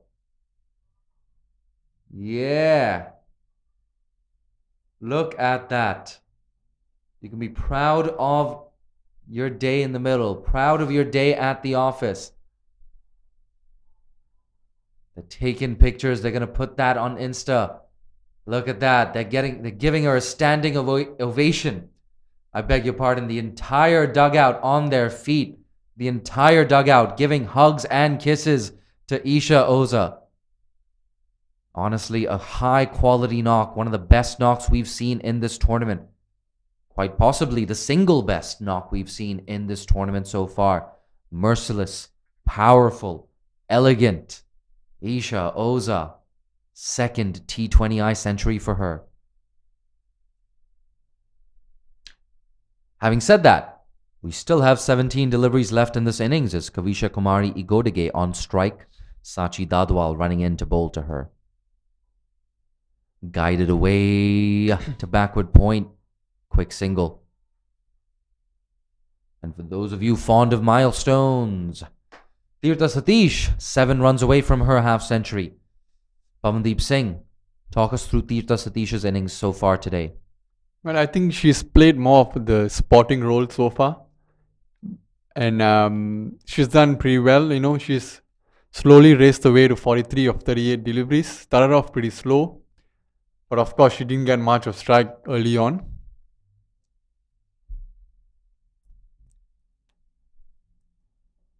That's pushed into the offside. Just a single it should be. They're going to be looking for 2. Oh, a bit of confusion there between the 2 fielders. The fielder running in from the circle and the fielder in the deep. And that actually lets the UAE come back for 3. So the Kavisha Kumari Ighodege back on strike. And the thing about Isha Oza in this innings, a very high non-boundary strike rate. She's 46 off 39. She's only hit the 3 boundaries. So 34 runs coming in 36 non-boundary deliveries for Isha Oza. When your non-boundary strike rate is up above 80, 90 or close to 100, that's how you tell that you've played really, really well and you're a really good player. Just to add to that, Jay, I think one thing that we can talk about is also the player's fitness. She's only hit 3 boundaries, so most of her runs have come off singles and doubles. And I think the running between wickets today has been really good. It's not easy playing under these hot conditions here in Kinrara, but I think it speaks a lot about the fitness these players have. Mate, you're 100% right. That's a very astute observation. Kavisha Kumari Ighodege picks up her first boundary, a bit of a misfield there in the cover region. So she gets rolling. She's on the board right now as well. UAE 182 for 1. 1 delivery left in the 18th over. Pavandeep Singh, I think you're 100% right there. We haven't even noticed Tirtha Satish getting tired, feeling any cramps. So yes, spot on. The fitness here from UAE's players. In 32, 33 degree heat here at the Kinrara Oval. It's very commendable. She's barely broken a sweat. Tirtha Satish, here we go. Down the ground. Aisha does the cleaning up, just a single. 2 overs left, 183 for 1, the UAE. Sachi Dadwal completes a spell of 4 overs, giving away 37 runs and picking up 1 wicket. The all-important wicket of Isha Oza.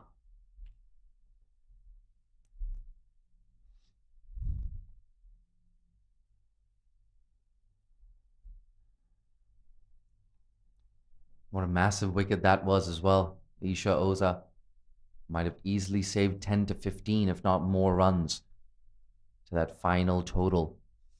Qatar, you have to say that wicket coming a little too late for them. And we have a change in the bowling. Rochelle Sherlin comes in to bowl. Pretty brave move from the Qatar captain, bringing in an off spinner at this stage of the game. Last 2 overs left of the innings. Absolutely. It's a 5-4 leg side field. She's got to bowl straight.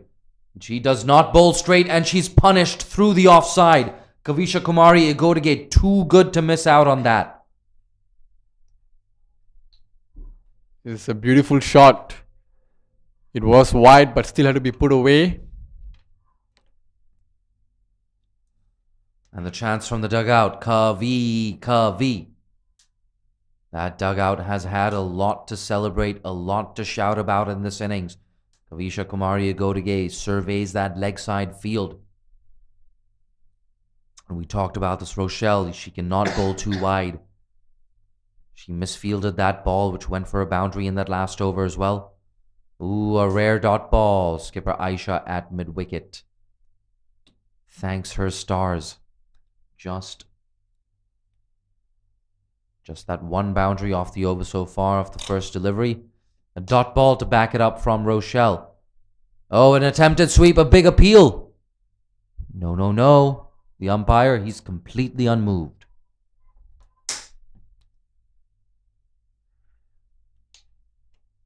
Well, there's no one deep down at the deep square leg boundary. So Kavishka just looking for the gap.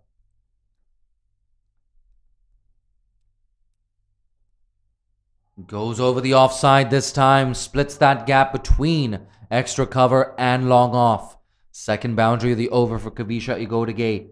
She moves on to 14 off 8 deliveries, her third boundary. So the runs continuing to flow for the UAE in spite of Isha Oza's dismissal. This was always on the cards for them. Kavisha Igodige, such a good player. Sometimes we've seen her open the batting as well. Bang! Square of the wicket on the offside. Is this going to run away to the boundary? No. There's cover out there in the deep, but they come back for 2 nonetheless. For good reason, that fielder on the rope is right back at the rope.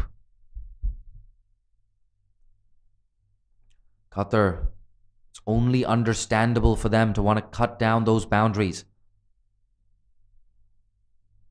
It's been total dominance here from the UAE. That's hit into the leg side. Is that in the gap? Nope. Mid-wicket runs around, but she cannot cut off the 2. Kavisha Kumari Igodige, she's on fire. 18 off 10 right now. 195 for 1. Thankfully for Qatar, there are only 6 deliveries left in this first innings from the UAE. If you're just joining us, it seems like a million years ago, the UAE won the toss, decided to bat first. That decision has paid off handsomely. Isha Oza with a fantastic century, her second T20I century in her career. Make no mistake, Isha Oza, she's going to blow up on social media after this. Grabbing the headlines, grabbing all the attention here on day 6 of the ACC Women's T20 Championship. A reminder that the 2 winning semi-finalists will go through to the Asia Cup to face India, Pakistan, Bangladesh, Sri Lanka, and Thailand.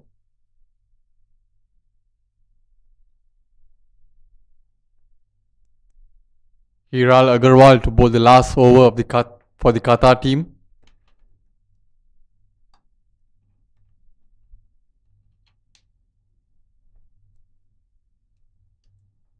What a huge responsibility. She's bowling to Tirtha Satish, looking for a half century. That's squeezed away into the offside. Will that beat the fielder to the boundary? Yes, it does. 50 for Tirtha Satish. 50 of 40 deliveries.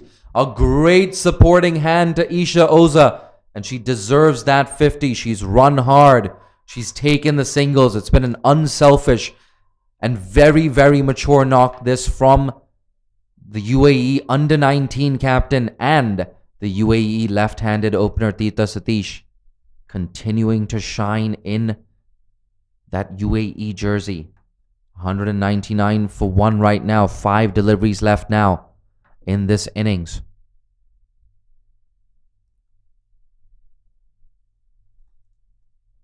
Over the top, that's coming in our direction. It's going to be one bounce 4. Splits the gap between long on and long off. 200 up now for the UAE. Those milestones continue to tumble. 203 for 1. 4 deliveries left now in the 20th over. Really good stuff here from Tirtha Satish. Really opening her shoulders. Going for everything. You've got to do that in those closing stages. 5th boundary for Tirtha Satish.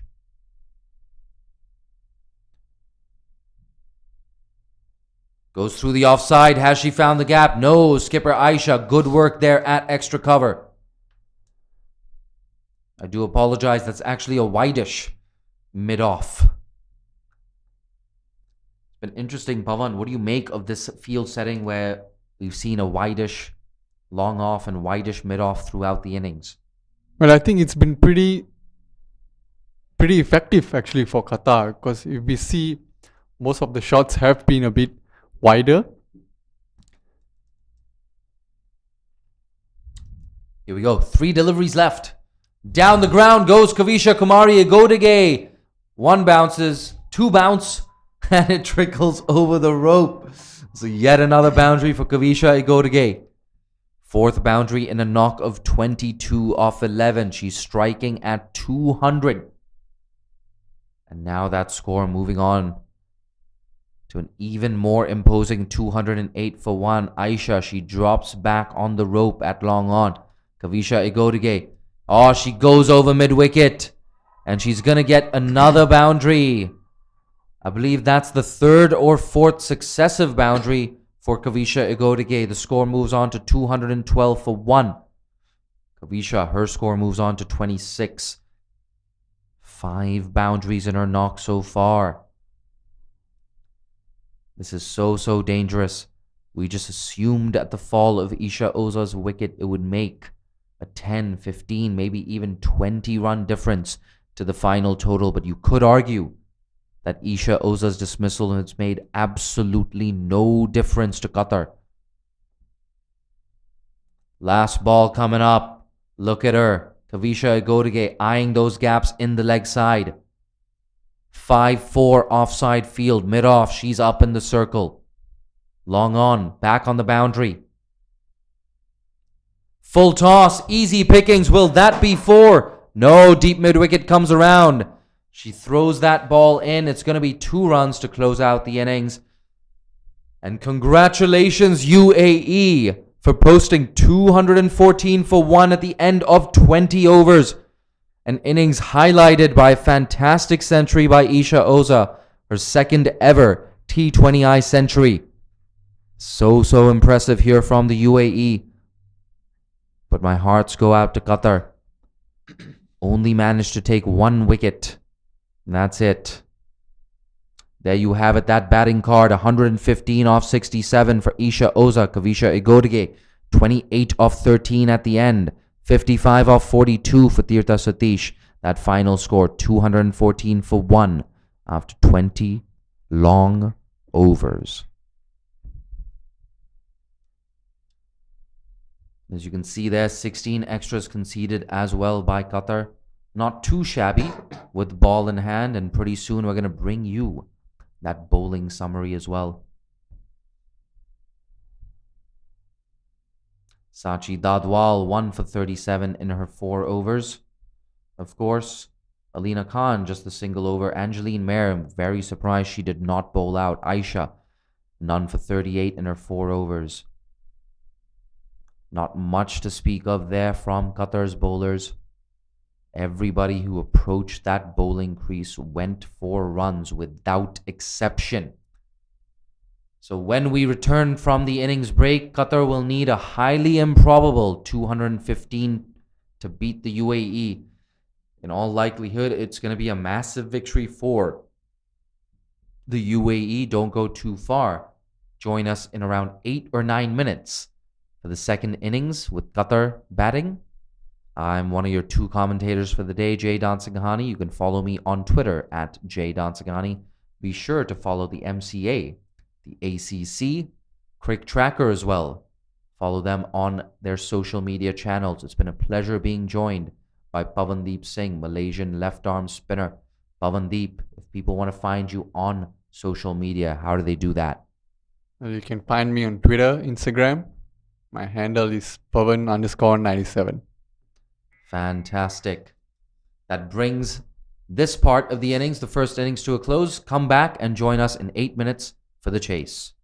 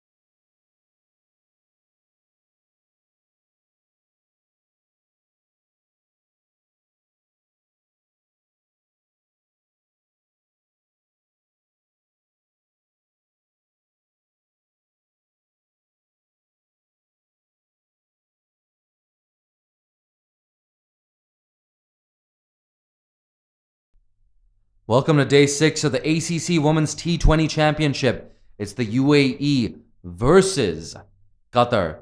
And the update from here is UAE won the toss, decided to bat first. They put up 214 for 1 in their 20 overs, a highly improbable 215 for Qatar to chase down. Isha Oza with her second T20I century of her career. A powerful, elegant, belligerent, dominant knock from Isha Oza, the powerful right-hander from the UAE. You better believe she is going to win that Player of the Match award. Something ridiculous would have to happen for anyone to take that award away from her. And it's interesting, we actually see Lavanya Kenny, the substitute fielder, on the field. I have a feeling it's Isha Oza sitting in that dugout. She definitely deserves a rest. Captain Chaya Mughal could not have asked for anything better after winning the toss and batting first. And it's skipper Chaya Mughal herself who has ball in hand. As you can see, that beautiful landscape in the Kinrara Oval. This is one of the last matches that will ever be played at the Kinrara Oval, an iconic venue in Southeast Asia, and an iconic venue, I beg your pardon, in associate cricket. But for now, we're almost ready to get underway. Here we go, Chaya Mughal from over the wicket. That's down the leg side. Not often you see Chaya Mughal bowling a wide delivery.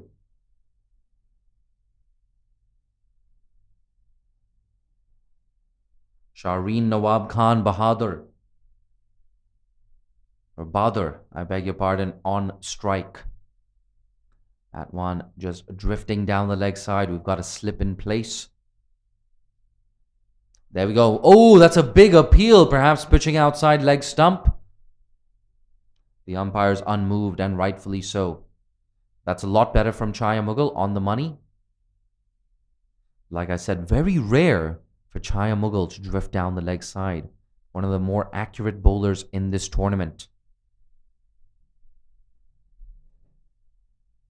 Chaya Mughal, of course, turning out for the Spirit at the Fair Break Invitational. That's Fuller outside the off stump, bringing that slip into play. Unfortunately, no nick on that. Qatar, dangerous times for them. Chaya Mughal does nothing too fancy. Like we said, so accurate. Got great control with the ball. And a really good leader. Confident speaker as well in presentation ceremonies and at the toss. Right on the money yet again. So after that minor blemish off the first ball, that wide delivery, she's made the correction. Really good comeback here from Chaya Mughal. It's been a pleasure being joined in the commentary box so far by Pavandeep Singh. He's definitely earned his lunch. Pavandeep Singh currently enjoying his chicken and his mutton. He deserves it. Look at that, down the leg side. It's going to be bonus runs. In fact, that's running down to the boundary. Will it get there? No, it doesn't. Good piece of fielding there in the deep. In fact, it's a run-out chance. The umpire's unmoved. So there you have it. Bonus runs there from Qatar. Still no runs off the bat. Chaya Mughal gets a pat on the back from Kavisha Kumari Agodage.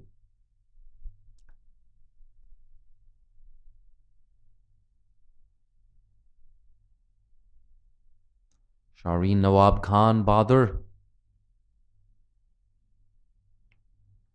Shrutiben Rana at the other end.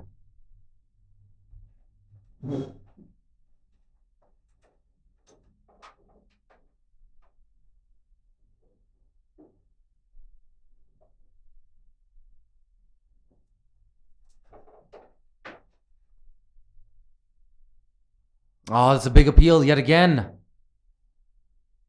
Chaya Mughal drifted down the leg side on a couple of occasions.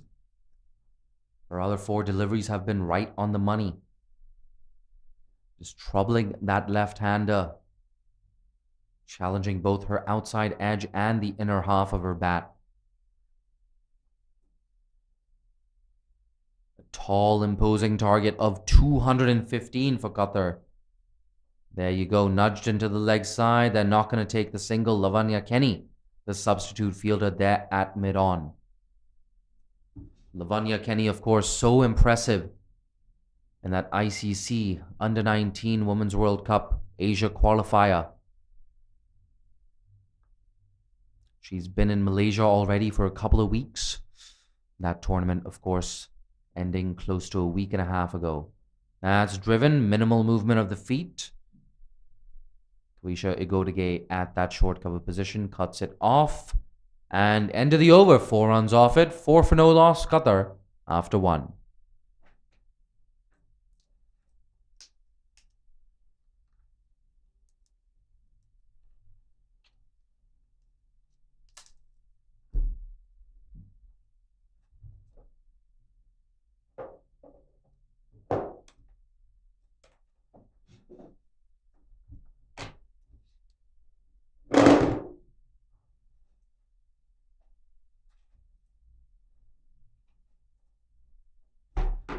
So a sedate start here for Qatar, yet to get a single run off the bat.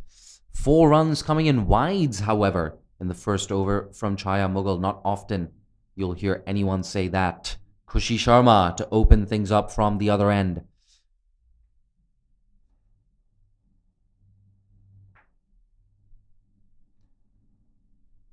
Oh, a play and a miss outside off stump. Khushi Sharma, of course, opening things up from this end. Samaira Dharnidarka, the regular opening bowler for the UAE, sitting out today. You get the feeling is just to rest her muscles. Samaira, of course, she was here with the under-19s. It's been a long tournament. Apologies, a long trip to KL for her. A long time away from home as well. There you go. Mid-on. Makes no mistake. But of course, the likes of Samaira Dharnidarka, Chaya Mughal, Khushi Sharma will have a huge role to play against Nepal in that semi-final. Nepal with everything to do in that semi-final. Oh, that one just sneaking past that leg stump. And a reminder, of course, that the 2 winning semi-finalists will qualify for the Asia Cup, where they will face India, Pakistan, Bangladesh, Sri Lanka, and Thailand. A 7-team Asia Cup, you'll see 3 associates and 4 full members. And of course, that exposure to full member opposition makes a huge difference to whoever qualifies. Hong Kong, imagine if they get in. The likes of Mariko Hill, Carrie Chan, playing against full member players yet again. Hong Kong, of course, 12 of their players were at the Fairbreak Invitational in May. Oh, a play and a miss there. Perhaps she should have gotten her foot to the pitch of the ball there. It was definitely there to be driven, but the lack of foot movement there, just making it even harder for Shruti Ben Rana. And the thing about Qatar, so many of these under-19 players also in the senior team.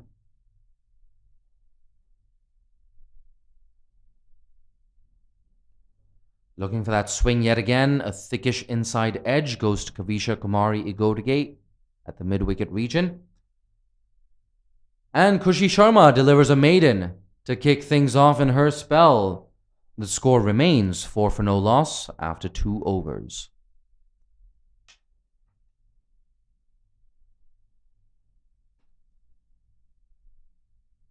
Be interesting to see, do they persist with that slip in place? It looks like Vaishnavi Mahesh, the leg spinner, in position there.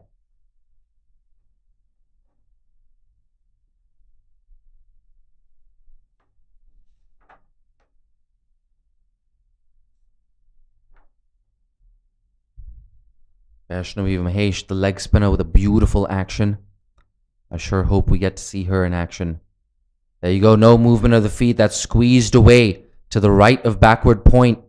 Third man comes around, but it's only going to be a single. And it was interesting, the other day on the broadcast, we were talking about, hey, Hold on, should we rename third man? Call it something else? Maybe call it 11 o'clock. That doesn't quite work if the left hand is on strike. And then it becomes a 1 o'clock. Always brainstorming fresh ideas here in the commentary box. If you're just joining us, the news is the UAE won the toss, decided to bat first.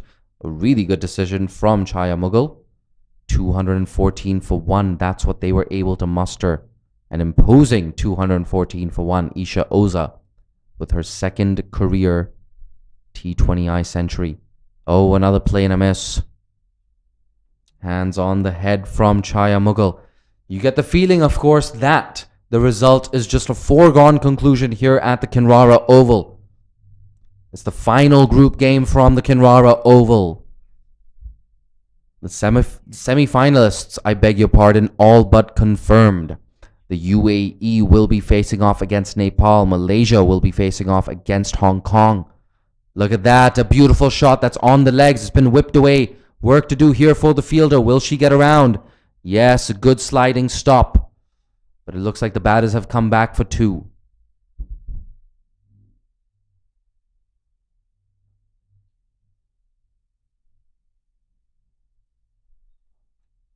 Chaya Mughal drifting onto the pads all too often. First to the left-hander and now to the right-hander. If it sounds like I'm being harsh on her, trust me, Chaya Mughal is being a lot more harsh on herself. Sets very high standards for both herself and the team. Here we go. That's punched away off the back foot. Does not find the gap. Khushi Sharma there in the cover region cuts that off.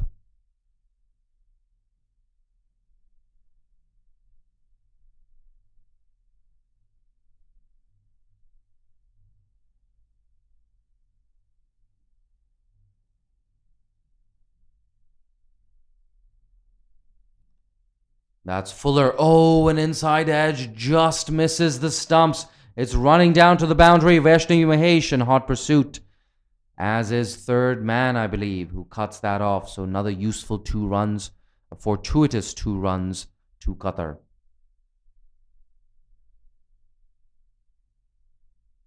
Nine for no loss. We're into the third over.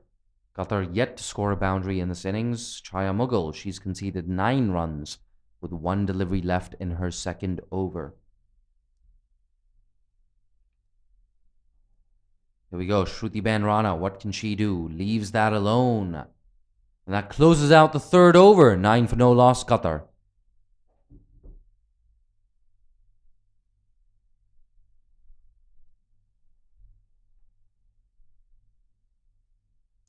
And of course, a big goal for Qatar in this game will just be to bat out their full 20 overs.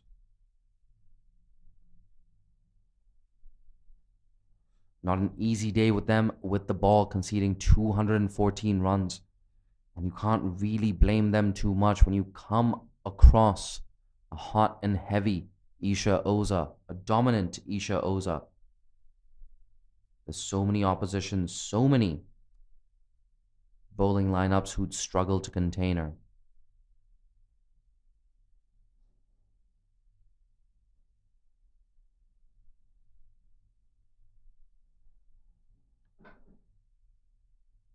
Here we go, around the wicket. That's left alone and signaled wide. So Shireen Nawab Khan just leaving that alone. She's 1 off 7. Shruti Rana at the other end, 4 off 11.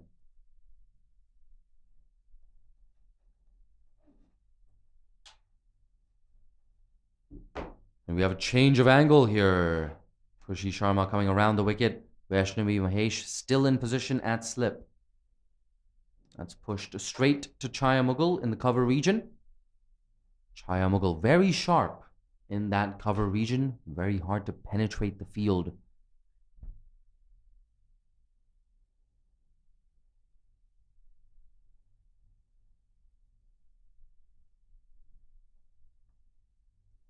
Look at that. Angling into the right-hander. Apologies, the left-hander. As you can tell, I'm your commentator, Jay Donskiani, and I am sort of losing my voice here. But that's okay. 6 consecutive days of commentary here at the ACC Women's T20 Championship. That is a lot of commentary. Close to 35 hours of commentary so far, driven. And it's going to be a dot ball. I'm so glad to be rejoined by Pavandeep Singh, who's going to help me call the rest of this game and rest my voice.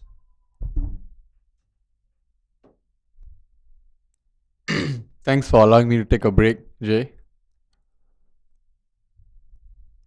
No worries at all. Kushi Sharma from around the wicket pushed straight to Chaya Mughal in the cover region. And Pawan, if you are Qatar right now, what is your approach for the rest of this innings? Well, I think the power play will be really important for Qatar if they are planning to get anywhere close to the total. 6 overs, they've got to capitalize on that. Oh, a thickish inside edge squeezed out to mid-wicket for a single.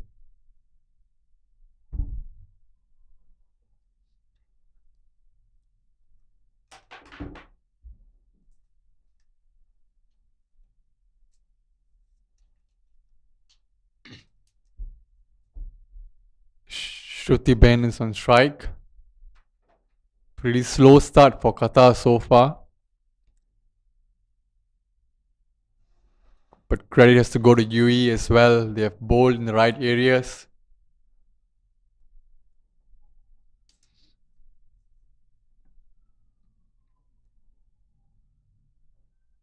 Hit towards mid-off. Quick single taken. Almost falling into the hands of mid-off there.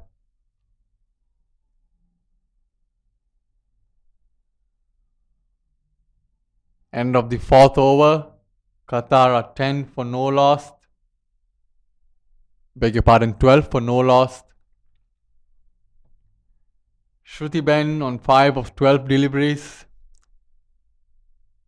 And Sharina Wab is on 2 of 12 deliveries.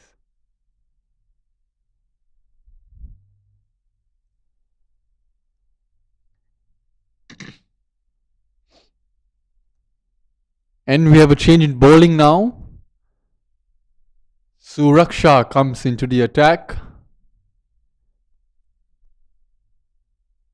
UAE skipper bringing on spin at the early stage of the game.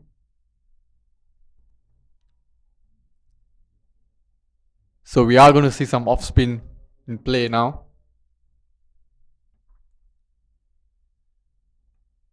Shruti Ben to face. Hit down the ground. Chance of a catch. Falling in no man's land.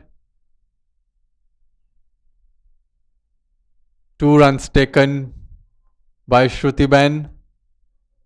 Good to see some signs of aggression here. I think that's the way to go about chasing a massive total of 215 that was set earlier by UAE.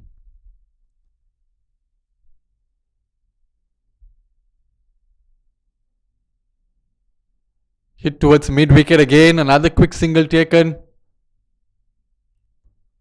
Shruti Ben is looking to attack, not getting much timing on both occasions.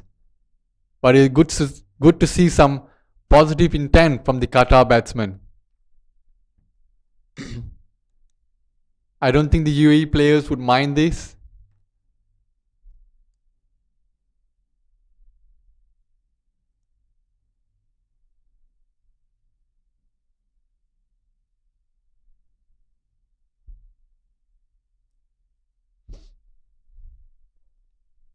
A beautiful delivery from Suraksha, just drifting in with the arm. And that's what you get when you bowl with the new ball as a spinner. Interesting field set as well. Just like we saw with Qatar, there's no fielder outside the 30-yard circle, even in the power play. And it's bowled. She's bowled a beautiful delivery again from Suraksha.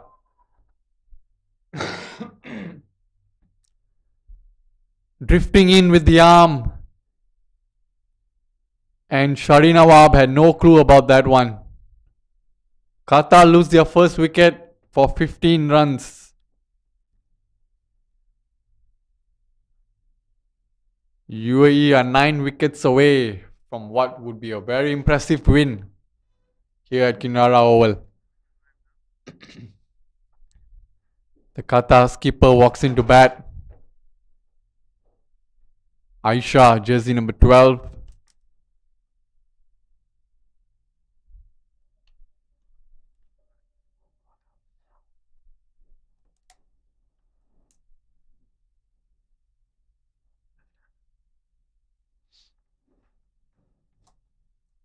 So there you have it. First breakthrough for the UAE. Shaheen Nawab Khan being bowled there on this occasion by Suraksha Kote. So yes, the UAE's bowlers were kept at bay for those first 4 overs, but a successful 5th over here for the UAE. We have 8 deliveries left in the power play now. Suraksha Kote, can she grab another one? The UAE, absolutely merciless outfit. You can be rest assured they're trying their best to bowl out the opposition.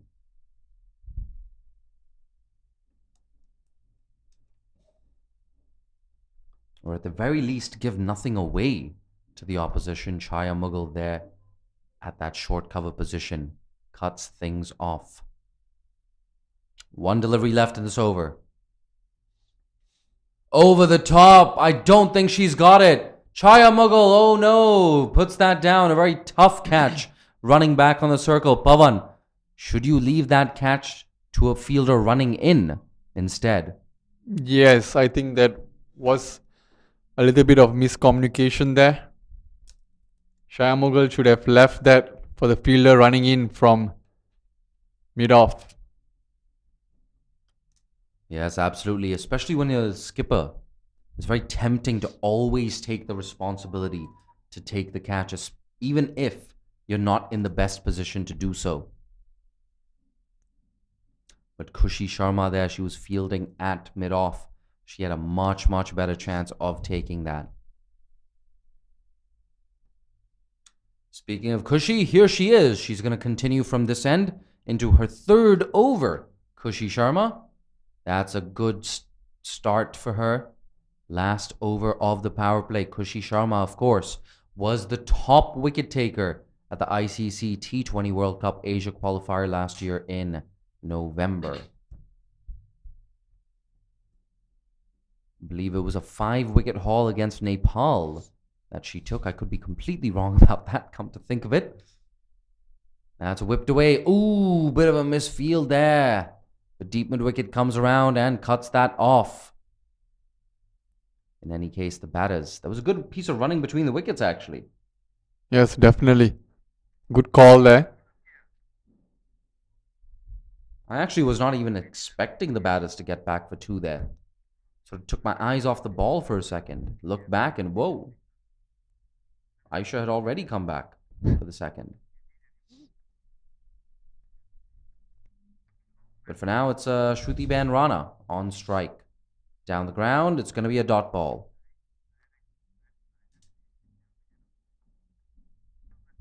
But Shruti Ben Rana, of course, here with the under-19s. So she's gotten a lot of cricket under her belt in the last few weeks. And played, of course, against the UAE. I believe 3 under-19 players in their squad in this tournament. Lavanya Kenny, Samira Darnidarka, and Tirtha Satish. Here we go. Khushi Sharma. Oh, swing and a miss. Ah, Shruti Ben Rana doesn't have a lot of reach. Very diminutive frame. We have 2 deliveries left now in the power play. 17 for 1.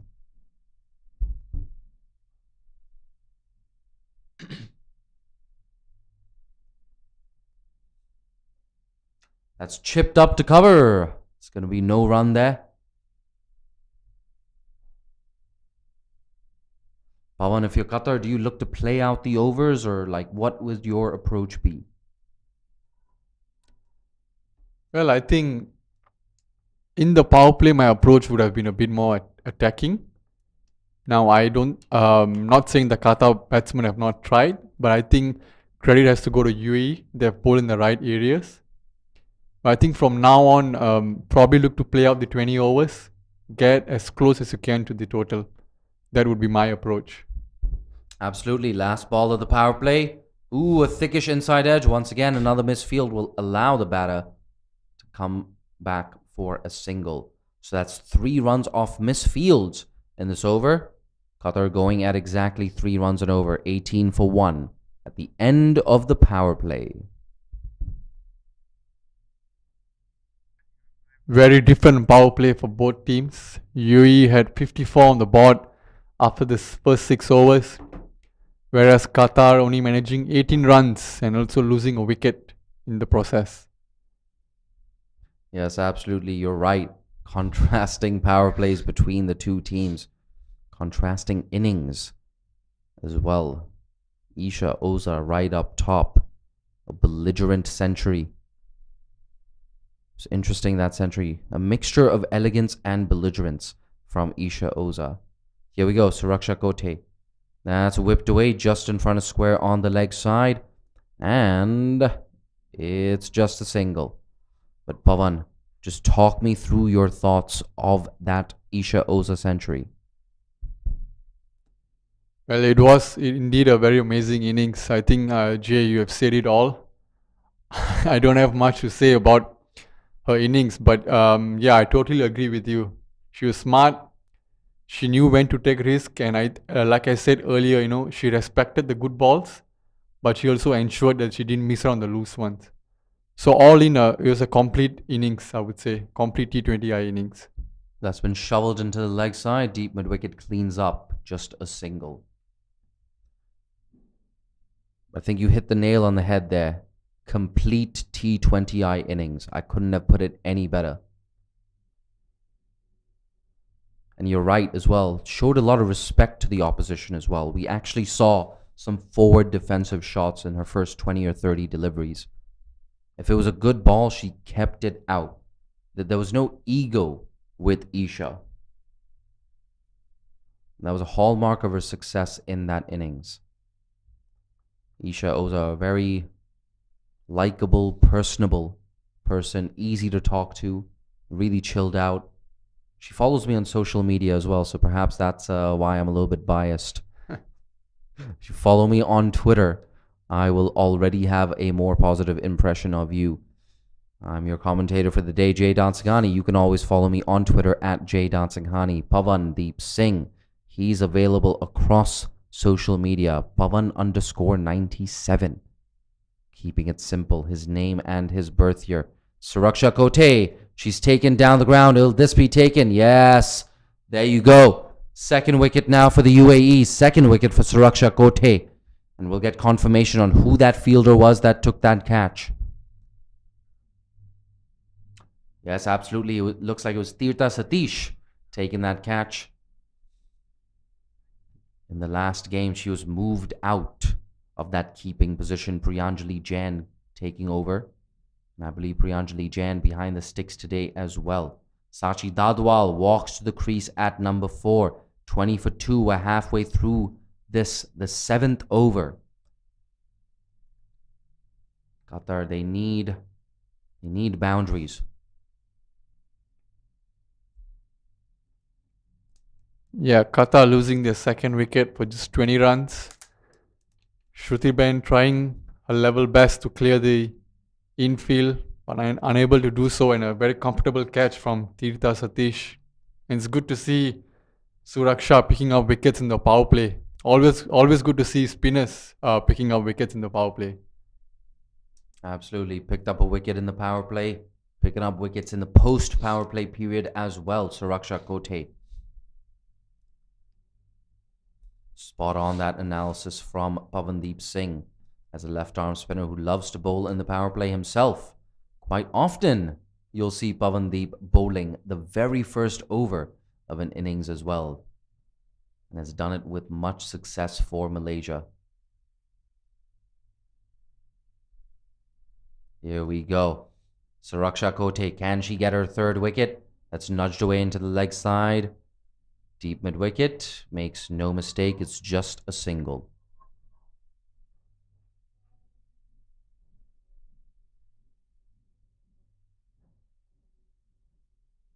I think one main reason why Suraksha has been so successful so far, she's just looked to attack the stumps, and that's been it's been proven to be very effective for her. Just keeping it stump to stump, wearing a pace, and that's already gotten her 2 wickets.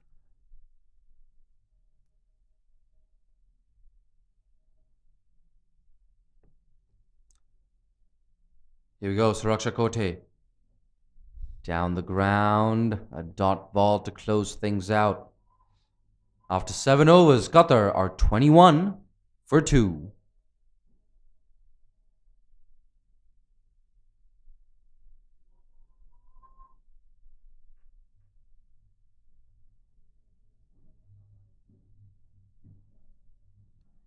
I'm getting some messages on my group chats in WhatsApp. Can't take my eyes off Isha. What an innings. 3 heart eye emojis in a row. Look at that. A raised hand emoji as well. That one. But no, the enthusiasm is 100% justified. Brilliant century from Isha Oza. It's been the highlight of the day. You'd be absolutely mental not to back her for player of the match. She's stolen the headlines. Here we go. Induja Nandakumar. She's driven down the ground. No single on offer. Mid-on and mid-off still up in the circle for the UAE.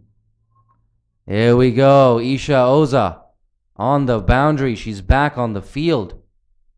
Number 18.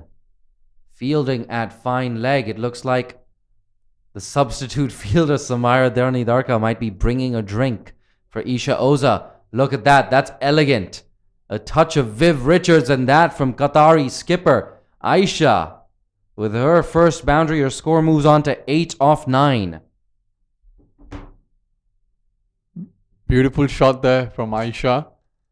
First signs of aggression from her.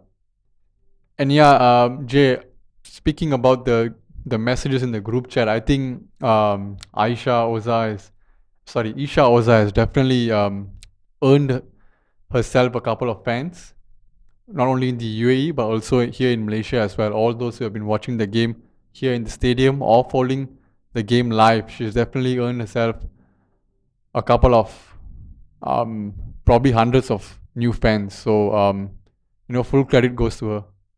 She's earned 1 new fan for every run she's scored today. Isha Oza, I think you hit the nail on the head once again. I've said that so many times. He's hit the nail on the head. Your analysis has been spot on, mate.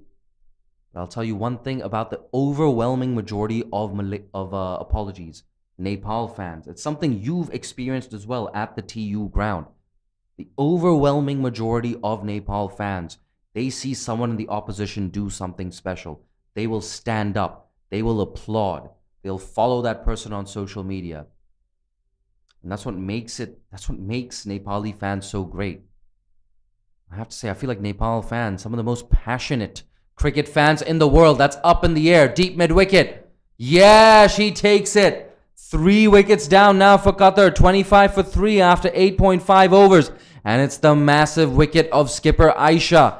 Smacked a beautiful boundary over extra cover. Trying to repeat the dose this time on the leg side. But the UAE rarely ever make too many mistakes in the field. 3rd wicket down now. Qatari skipper Aisha, she's walking back to the dugout. Pawan, big wicket. Definitely a big wicket for UAE. Qatar now 3 down in just 7.4 overs.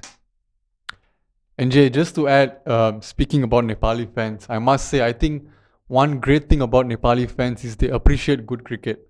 So that's the plus point about Nepali fans. Like for instance, like I've played there twice now. I've been lucky to play in the TU ground twice, and they have always appreciated good cricket. We beat PNG recently, and we had easily a couple of hundred friends waiting for us after the game to take pictures, to get autographs.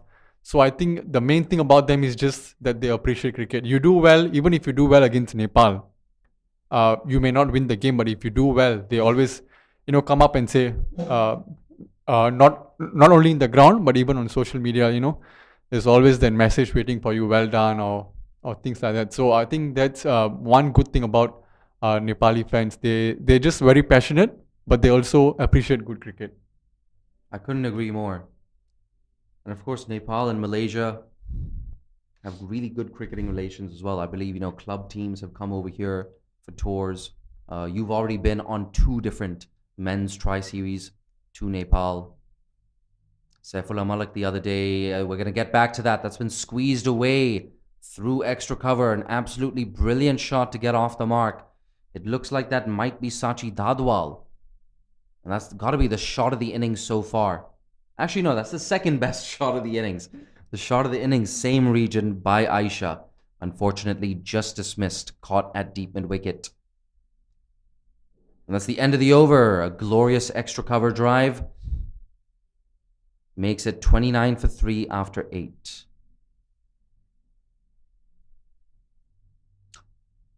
But yes, Pavan, like I said, you've already been there on 2 different tri-series. Club teams from Nepal have come and played here. Saifullah Malik the other day in the comm box was telling me, he's opened the batting with Sagar Pan before as well. So the 2 countries sharing very close cricketing relations. Yeah, definitely. I mean, I think we have played Nepal quite a bit now, and we have traveled there. They have come here. Even the current opening batsman, Asif Sheikh, even he has played for our state team before. So I think we have really good relations with the Nepali players now,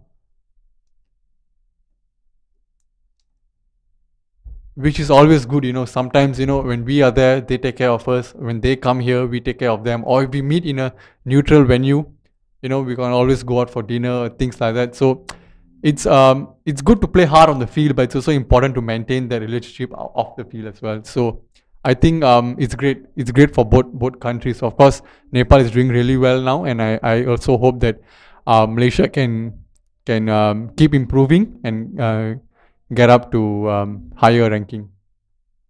Absolutely. And whether it's the men's team or the women's team, whenever they play each other on the field, it's more often than not a really, really good contest. It's a high standard of cricket as well. And amidst all of that, leg spinner Vaishnavi Mahesh has been introduced into the attack for the first time today. Here we go. That's pushed away. Straight to that gully fielder and no run. We have a slip in position as well.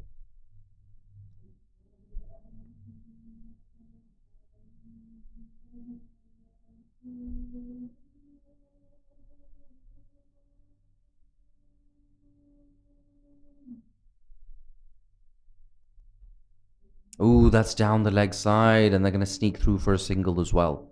So 2 bonus runs to Qatar. And I have to say, I've actually been quite impressed with Qatar so far in this innings. Yes, definitely. I mean, they definitely have a very big target to chase, but they have not looked negative. They have looked very positive in their approach, which is really good to see. Oh, play and a miss. Beautiful. Beautiful there from Vaishnavi Mahesh. That drift into the right-hander, that spin away. Classical leg spinner stuff there from her. Look at that, coming wide of the crease. There's a short cover on your screens. Chaya Mughal almost coming into play there.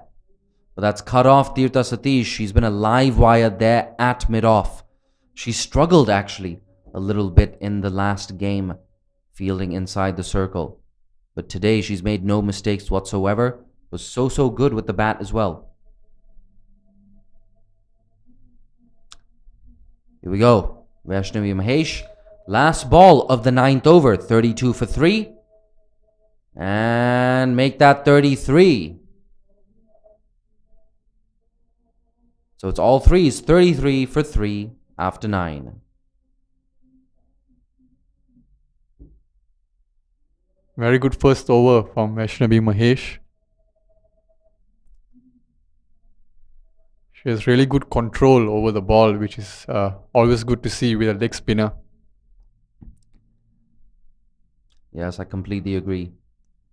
And along with the likes of Suraksha Kote and Isha Oza, they form quite a potent spin bowling combination. And the UAE seamers as well, not far behind. Induja Nandakumar, she's had a really good tournament so far, winning player of the match as well the other day. And of course, Samaira Darnidarka, Chaya Mughal opening things up. Kushi Sharma. That's the thing about the UAE. It seems like they have every single base covered. Here we go. That's full. Straight back to Induja. And of course, Induja Nandakumar and Kavisha Igodage. Along with Shanzeen Shehzad, 3 players with probably the longest hair in this tournament. It's such a random fun fact. I'm not even sure if you needed to know about that. But here we go. Induja, she's smacked over her head. Has that found the gap? There's work to do here for long on. Who will not cut it off? I believe that's a boundary. Has that rolled into the rope? No. Well, there you go. No signal from the umpire. Pavandeep Singh. Looked as if that grazed the boundary rope. Am I making that up? Well, it definitely looked like that from up here.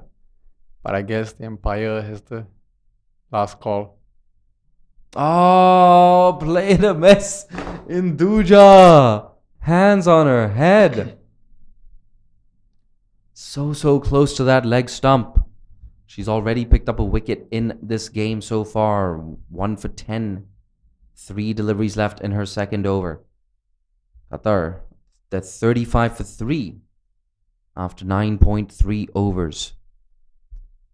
Angeline Meh. That's a good stop there.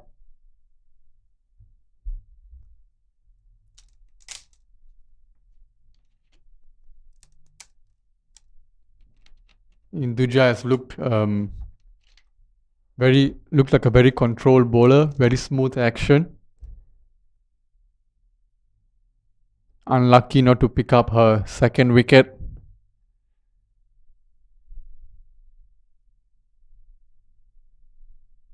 We have a change in the field. Third man comes up. The only 2 fielders are long on and long off at the boundary. There's a short mid wicket in place as well. Ooh, a play and a miss from Mayer. That was really close. And I like this decision as well to have a short mid wicket in place. We've seen on more than one occasion already that ball just being chipped into the leg side. Qatar. Their batters not great at keeping the ball down when they get onto the front foot. Sometimes they don't even get onto that front foot. But it's all okay. It's a process for Qatar. They're learning a lot from playing against teams like the UAE. Thick inside edge. That short mid wicket comes into play.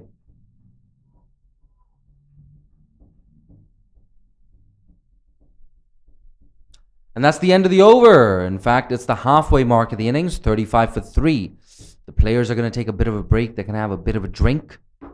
And don't go too far. We'll be back with you in around, I'd say 90 seconds from now.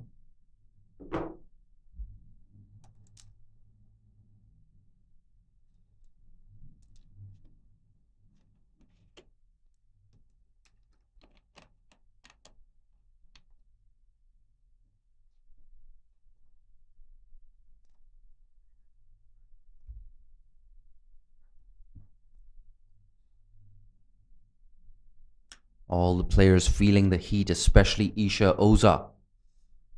Just outside your frame a second ago, she was kneeling down. An ice pack was brought out.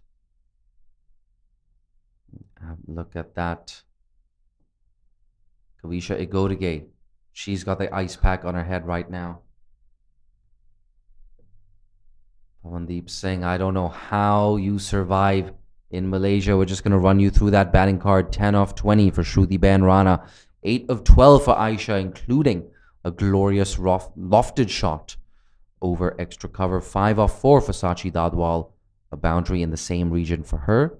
She's batting not out on 5. Angeline Meh, 3 off 10. She's unbeaten, walking in at number 5.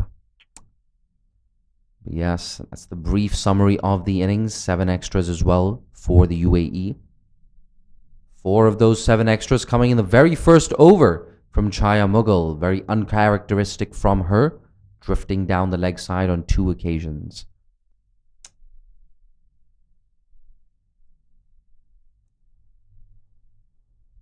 Bhavandeep, I know you enjoy watching the leg spinner in action from this end.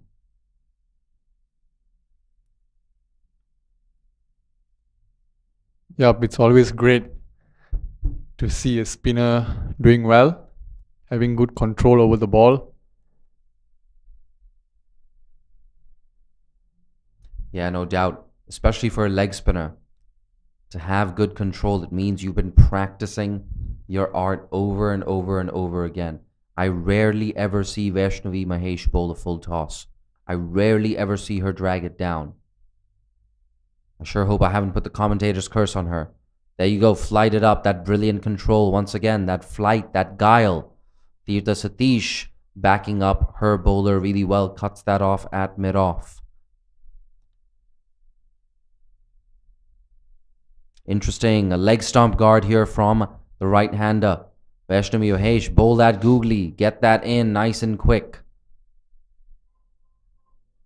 Squeezed out to Kushi Sharma at backward point. Another feature here of this UAE innings. The ground fielding has been near perfect. Such a polished unit. That's the reason they won 17 T20Is in a row. That's no mean feat. Flighted up again across, apologies, outside the off stump.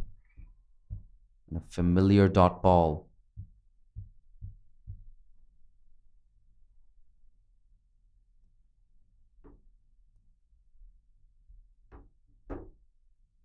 Turned away, square leg. Apologies, fine leg, runs in and cuts that off. It's just a single. Very accurate bowling as well from Vaishnavi. Keeping it tight, wicket to wicket. Not given anything away to the Qatar batsman. Look at that. Right on cue, Vaishnavi Mahesh. Not missing a single beat in this spell so far. I really enjoy watching her bowl, Vaishnavi Mahesh. Look at this. Gives that ball a toss. Here we go. Flight it up. She goes through the leg side. A thickish inside edge. And that's cut off in the deep there.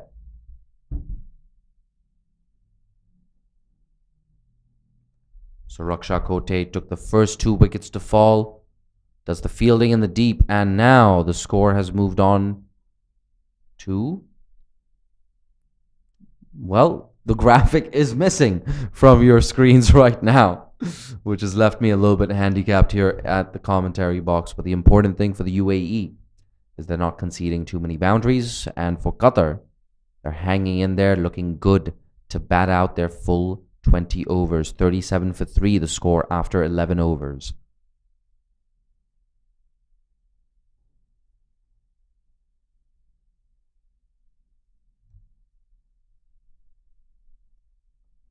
It's been an absolute pleasure commentating on this tournament.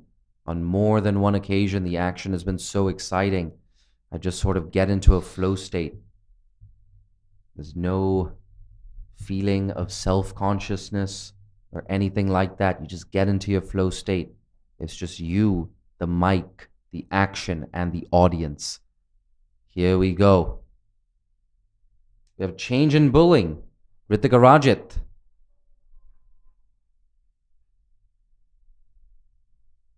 Good start by Ritika Rajit.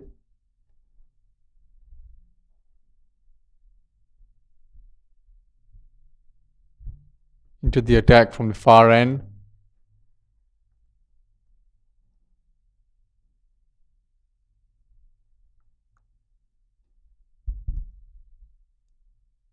Ooh, that's down the leg side. I finally sneezed. A sneeze has been teasing me for the last 2 minutes. It finally comes out. Looks like someone's missing you, Jay. I have a feeling I know exactly who that person is. I miss you too. One delivery left into this. One delivery into the 12th over, down to mid wicket. Just a single. Lovely looking shot there from Angeline. Slightly shorter from Ritika and comfortably pulling it away towards deep mid wicket for 1 run.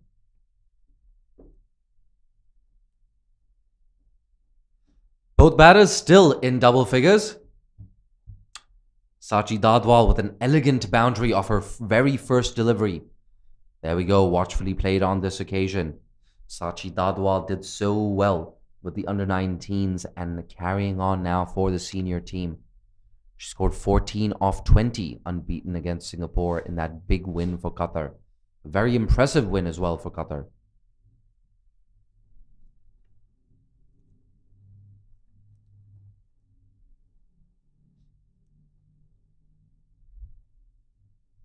It's a 5-4 offside field, a third man on the fence.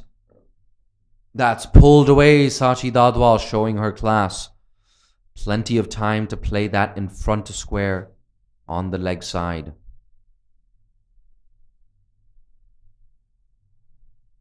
But Sachi Dadwal definitely one to watch for Qatar. The teenager with so much promise.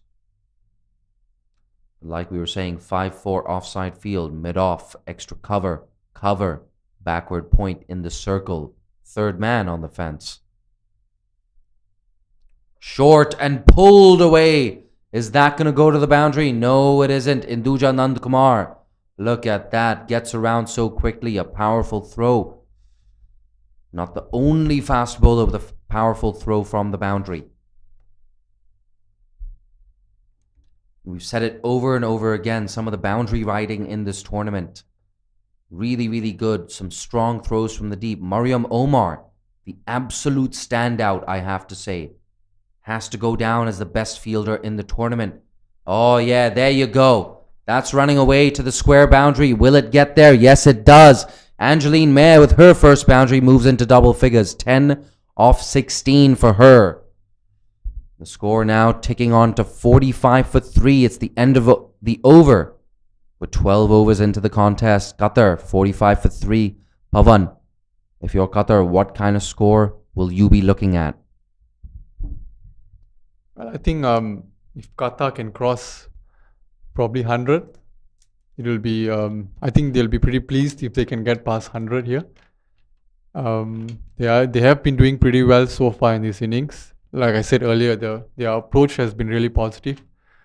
We saw with Angeline that ball was wide, full, had to be put away, and she did just that. So yeah, I think anything probably close to 100 or above 100 would be good for Qatar.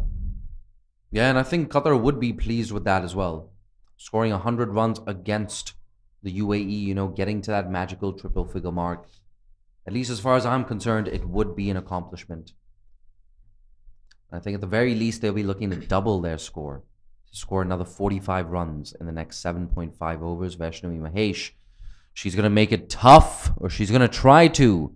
That split the gap between long on and deep mid wicket. An easy 2 here for Angeline Mayer. But both these players for Qatar are very impressive in this tournament. Angeline Mayer, she was player of the match in the last game against Singapore. 3 wickets for her. I don't know why she didn't bowl out today. 23 in her 3 overs. She could be dismissed. Oh no, Chaya Mughal. Second time in the game. Second time in the innings she's put down a catch. And once again, Pavan, do you leave it to that fielder at mid-off running in? Do you let that fielder take the responsibility and take the catch?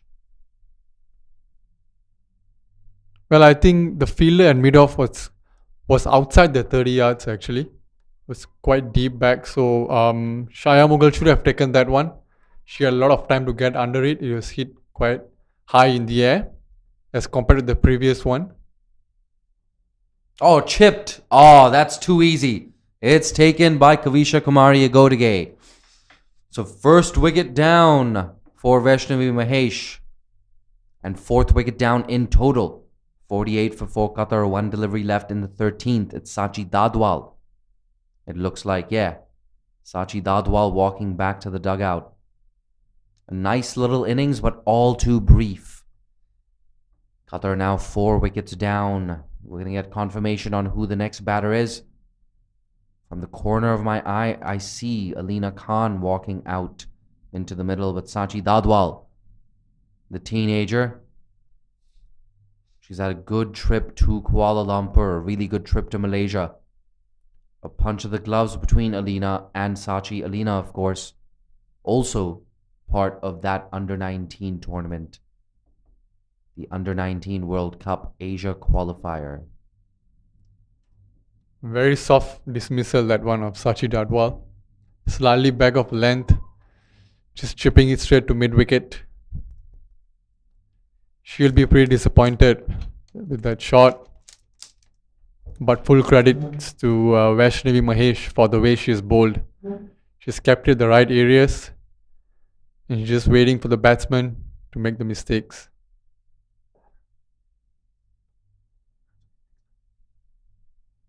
"48 for 4. 1 delivery left in Vaishnavi Mahesh's third over. Got a bit of a blocked nose from that sneeze earlier in the broadcast. Perhaps I need a bit of a Benadryl or something like that, or just need a good night's sleep. Close to 35 hours of commentary in 6 days. My word, it's been an absolute festival of cricket here at the ACC Women's T20 Championship.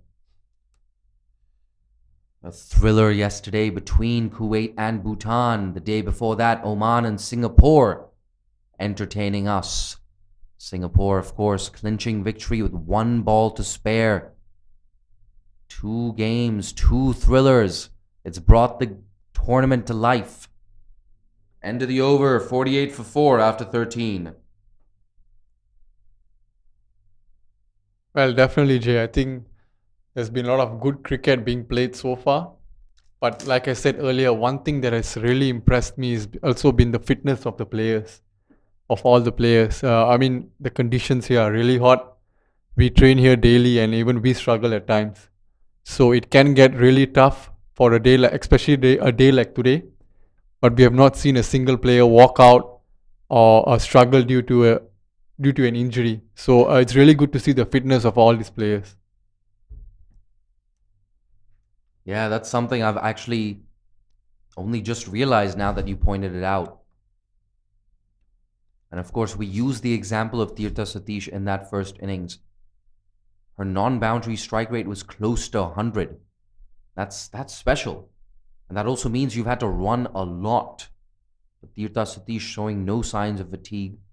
She's come out here in the second innings and she's fielded really well. Made a good comeback as well. She struggled in the field in the last game.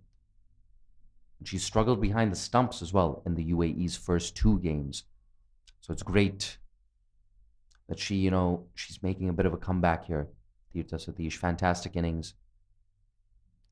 Yet another half-century for Tirtha Satish in UAE colours. She hasn't gotten all of that. A good stop there at mid-wicket. That looks like it might be Priyanjali Jain. Priyanjali Jain, of course, one of the admins of Associate Women in Cricket, a Facebook group dedicated to discussing Associate Women's Cricket. The other admins in that group, of course, Hong Kong players Yaz Daswani and Ruchi Venkatesh. I wonder if Yaz and Ruchi are tuned into this broadcast right now. The thing is, for Hong Kong, they will not have to face the UAE in the semi-final. And that's huge. That's absolutely massive. Hong Kong will be going up against Malaysia in that semi-final. Whoever wins between Hong Kong and Malaysia will go to the Asia Cup. That's massive. They get to play 4 full members and Thailand. But for now, a thickish inside edge, no success there for Ritika Rajit. And of course, in the other semi-final, it's UAE and Nepal. Whoever wins that will also go to the Asia Cup. Pawandeep Singh, how big is it for associate nations like Malaysia, Hong Kong, Nepal, and the UAE to get that game time and exposure against full members?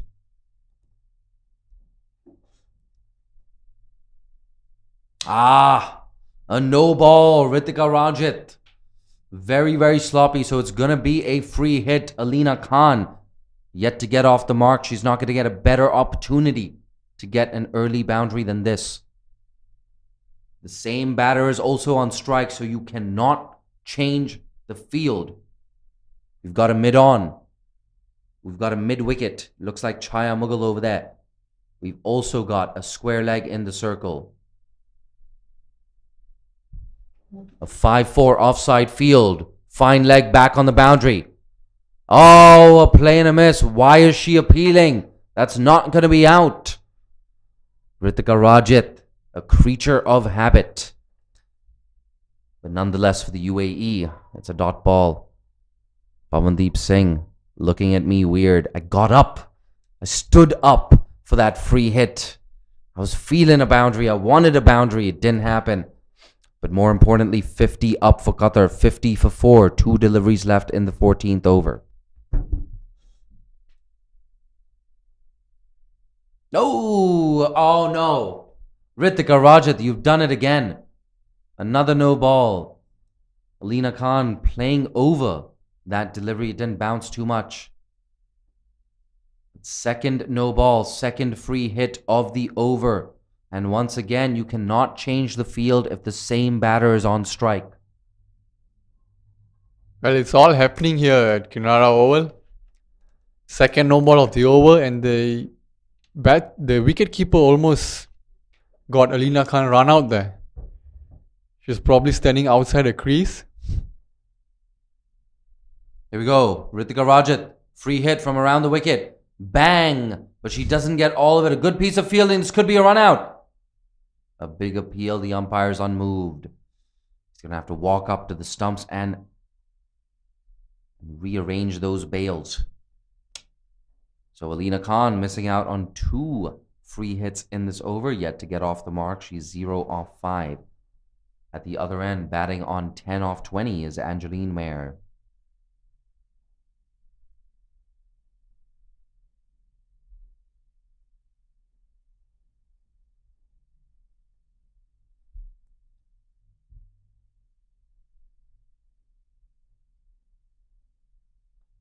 Here we go, around the wicket once again. That's tossed up outside the off stump, and not for the first time this over.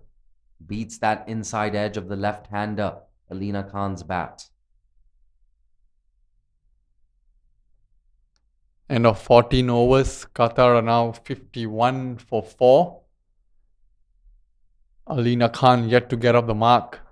Angeline Mayer on 10 of 20 deliveries. Tell you what, Pawandeep Singh, I got to write a match report about all these games at the end of the day's play. And I know who's going to feature in that UAE versus Qatar match report. 80% of it is just going to be about Isha Oza. That's how much she's dominated this contest. 115 off 67 deliveries in that first innings propelled the UAE to 214 for 1. That's tossed up from Vaishnavi Mahesh. And if you're just joining us, the UAE, of course, winning the toss and choosing to bat, a wise decision. 214 for 1. What a total. Qatar, they never really had a chance, but they've crossed 50, and it looks like they're looking good to bat out their full 20 overs. And a lot of teenagers in this Qatar lineup.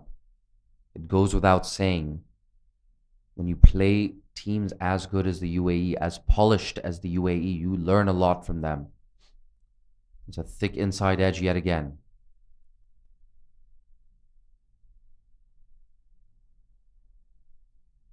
The great thing about this tournament, it's also being broadcast on Women's Crick Zone on YouTube, for CricTracker, the Facebook page, the YouTube page, and the CricTracker website.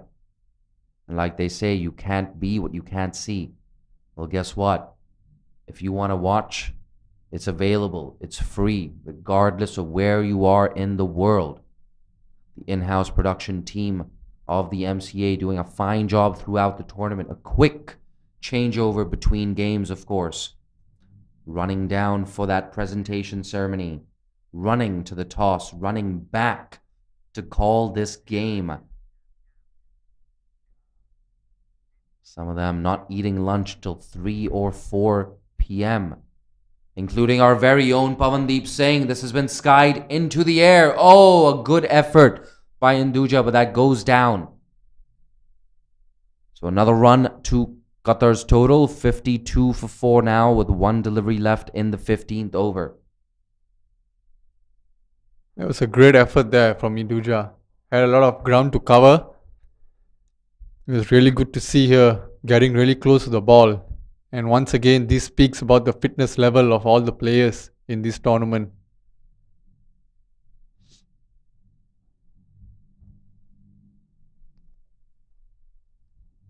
But yes, a quick shout out to that production team. The likes of Umair, Jishuvan, Money, I'm not sure where you are right now. You're probably at UKM. Hamid, the cameraman. John, of course. And Shane. Had the pleasure of riding in a car with them. You're blasting J. Cole a couple of days ago. Good fun. Driving around KL, thankfully. The traffic was not too bad. Working long hours, everyone in that production team, in the commentary box as well, and everyone involved with the organization of this tournament. A tournament like this, lasting for, what, 8-9 days? It takes over your life. That's all you do for 8-9 days. Day in and day out. Home to the ground, ground to home, back to the ground. It's just that simple. Here we go, Kushi Sharma. Oh, not for the first time today. A play and a miss. Beating the inside edge on this occasion.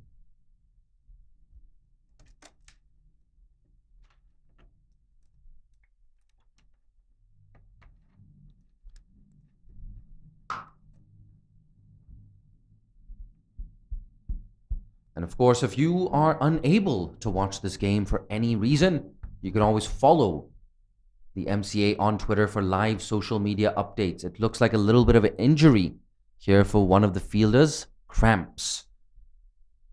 And this is only inevitable. The heat at the Kinrara Oval has been absolutely unforgivable. I actually see a couple of dark clouds in the sky. Stay away, dark clouds. Wait for my grab ride to arrive. I don't want those surcharges. But we're going to take a very short break here and try to get confirmation as well on who that fielder is that's gone down. But for now, 52 for 4 Qatar, 29 deliveries left in this game. Bit of a concerning moment. Team manager Chetrali Kalgutkar, I beg your pardon, as well as head coach Najib Amar. They're calling for the stretcher now. And Najib Amar, he's walking out to the outfield as well, just to check on that injured player. Chetrali telling the medics, please hurry up. You don't want to see this before a big semi-final as well. We're trying to get confirmation on exactly who that is. Whether it's cramps, whether it's... Is that Isha Oza?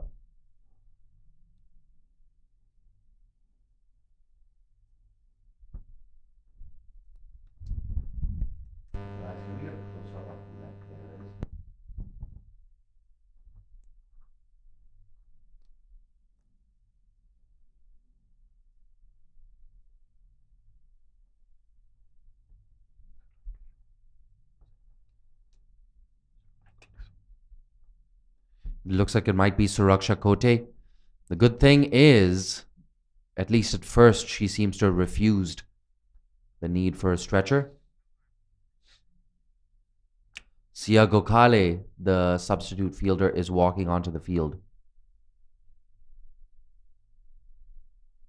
So a bit of a break in play here. I sure hope Suraksha Kote is fit and ready for that semi-final. Perhaps cramps, perhaps pulling a hamstring. I'm going to ask Chaya Mughal about that in the presentation ceremony. I sure hope I remember to do that. I don't exactly have the world's best memory, but we sure hope that whoever it is, we have a strong feeling Suraksha Kote. We sure hope Suraksha Kote is fit and ready for that big semi-final against Nepal. This UAE outfit, they've worked so hard, not just in this tournament, but for years, building up to moments like this. A play and a miss. The UAE, of course, enjoying a bit of a golden period. All their representative teams, they've either reached World Cups or World Cup qualifiers. The men and the women, their under-19 teams have both reached the World Cup. And in fact, yes, it looks like Suraksha Kote is being stretchered off. Najib Amar, Chetrali, both of them helping the medics, carrying the player off the field. Isha Oza worried as well. That's a dot ball to mid-wicket. I think Khushi Sharma has bowled splendidly today. Not picked up a wicket yet, but only giving away 5 runs in her 3.3 overs so far. It's outstanding figures. Probably one of the lowest economy rates of the tournament. Yep, incredibly impressive from Khushi Sharma. She's given nothing away whatsoever. The top wicket at the ICC T20 World Cup Asia qualifier last year. So, of course, she had a fantastic tournament. But one thing I did notice about her in that tournament was the extras, drifting down the leg side or even wide of off way too often. She hasn't done that today. That's driven straight to Chaya Mughal in the cover region. But yes, that's the encouraging thing for someone like Khushi Sharma. She's already got a lot of talent, a lot of height as well. And she seems to be getting even better. That's the scariest thing about facing the UAE. They're already so good. And it looks like they're just getting better and better. A score update from the UKMYSD Oval. Bhutan, 126 for 2. Bahrain, they've completed their innings, scoring exactly half of that total. 63 for 6 in their 20 overs. Bahrain have fallen 63 runs short of Bhutan's target, but for now, here at the Kinrara Oval, 52 for 4 Qatar after 16. Alina Khan, the left-hander, yet to get off the mark. She's on strike right now. A change of bowling. Chaya Mughal reintroduced into the attack. Angeline Meh batting at the other end on 11 off 31. And a brilliant spell from Khushi Sharma as well. 5 runs conceded in her 4 overs. That's it. And now Alina Khan looking leg side. We were talking about a total in the region of 90 or 100. That's unlikely to happen at this stage. That's a full toss on leg stump. Good piece of fielding. Almost some overthrows there, in fact, from Chaya Mughal. Yep, outstanding bowling, I think, from Khushi Sharma. Often bowlers who don't pick up wickets get unnoticed, but I think the economy rate is equally as important. And I think she's done exceptionally well today.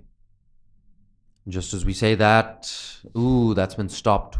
Well stopped as well by Kavisha Igodige. UAE, their infielders have been very sharp, have given basically nothing away. A pair of drop catches, of course, by Chaya Mughal. The first one incredibly difficult. And she sets higher standards for herself. Likes to lead from the front like most captains. Work to do here for Fine Leg, who gets around and cuts that off. Khushi Sharma. Kushi, of course, the Hindi and Sanskrit word for happiness. And that is a great way to sum up the mood in that UAE dugout right now. Dougie out. Look at me. Just fumbling my words here in the commentary box. Dougie out. Here we go. Chaya Mughal.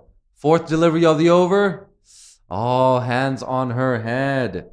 Not for the first time today. A Qatari batter has edged a delivery almost onto the leg stump. Yes, the UAE will be very, very happy with their display today. Pretty much flawless with the bat. Isha Oza, fantastic innings. And there we go. Chaya Mughal gets that wicket she deserves. First wicket for the UAE skipper. Fifth wicket down for Qatar. At 53 for 5. One delivery left now in the 17th over. Time running out for Qatar to make the most of this opportunity here at the Kinrara Oval.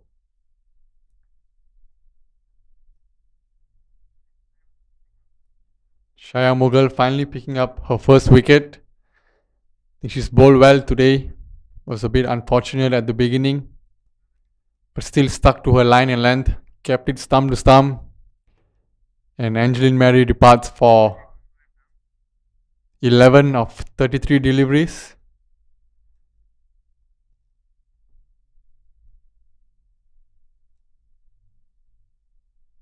Yes, you get the feeling, of course.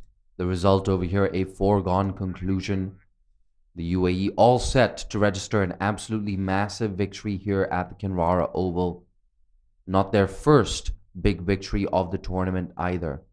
The UAE hot favorites to win that semi-final against Nepal and win the entire tournament. A reminder, of course, that you don't have to win the final to get into the Asia Cup. 2 teams will go into the Asia Cup from this tournament. And those 2 teams, of course, will be the winning semi-finalists. Here we go. Chaya Mughal looking for her second wicket. Pitches it up. It's a full toss. That's a good shot. It clears the infield, but it's just going to be a single. Good work there from Tirtha Satish, making no mistake whatsoever.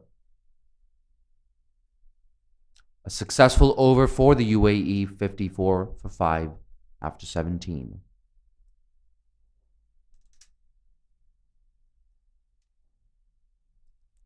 Yeah, Jay, I think whichever team that gets to the Asia Cup will be great, not only for the team, it'll be great for women's cricket, it'll be great for associate cricket as well. Rubbing shoulders with some of the full members. So exciting times ahead for all the 4 teams that are in the semi-final.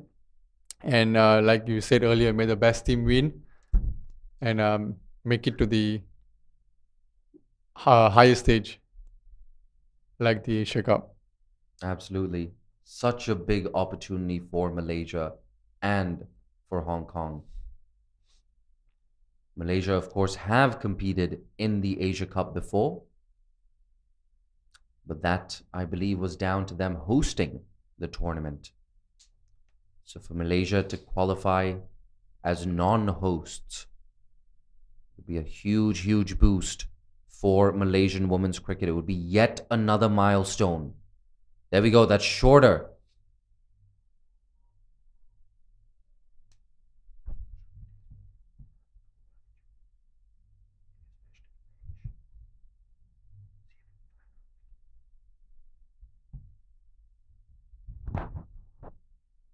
Oh, a play and a miss there.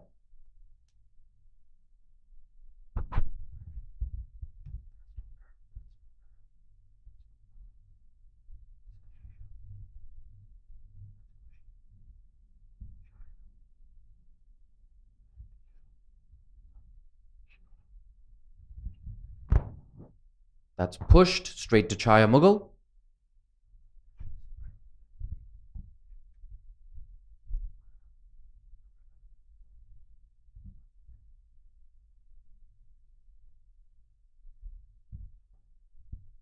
Suraksha Kote has been driven.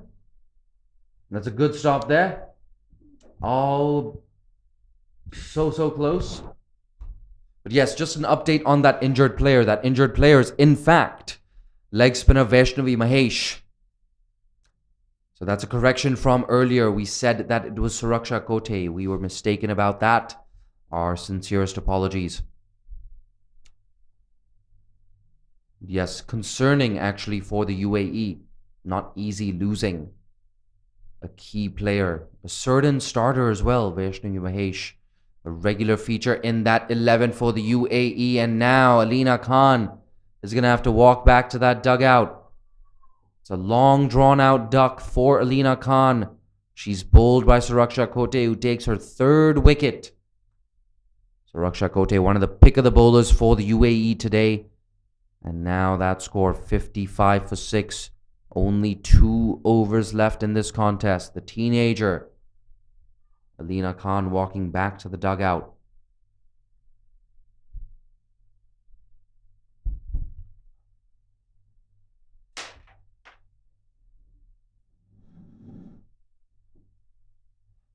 Suraksha Kote has been the pick of the bowlers for UAE so far. Kept it tight, kept it stump to stump, and she's been rewarded with the 3 wickets. Qatar 55 for 6 after 18 overs. The new batter walking in is Rispa Bano, who will not be on strike.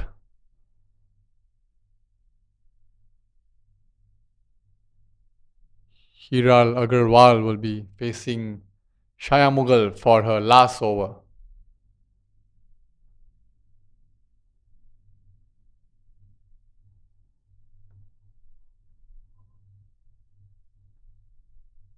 Just pulling off at the last moment, probably misjudged her steps.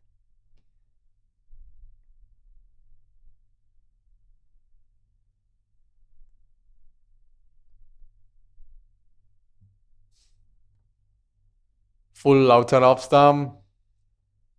Missing out on that one, Hiral Agarwal. No fielder down at the cover boundary could have hit that through the gap for a boundary.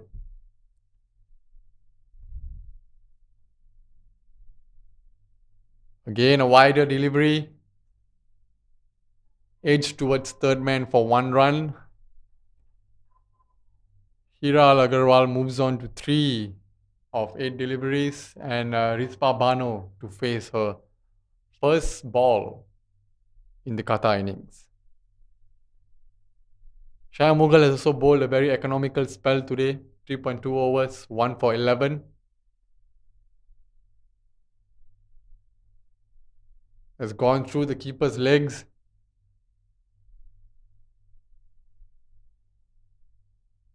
Given as a bye from the umpire.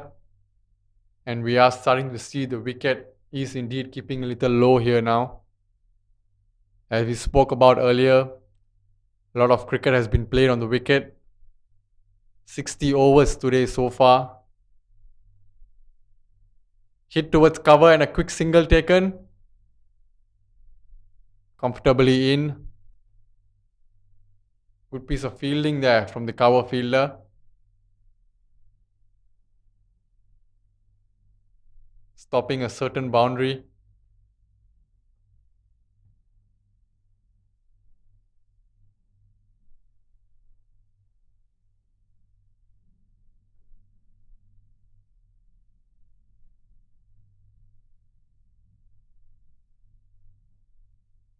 Good shot there from Rispa Bano. Unfortunately hitting it straight to the fielder.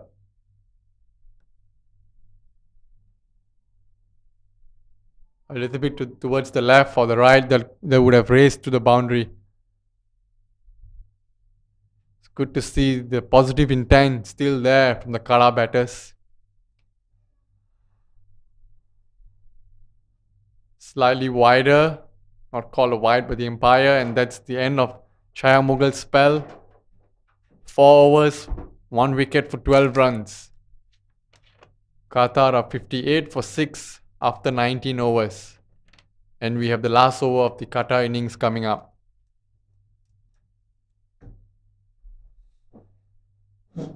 Yes, absolutely. Just 6 deliveries left in this contest. 6 deliveries left in the group stages of the ACC Women's T20 Championship. It's day 6. If you're just joining us now, well, poor you. A lot of FOMO you must be feeling. Isha Oza with her second T20I century.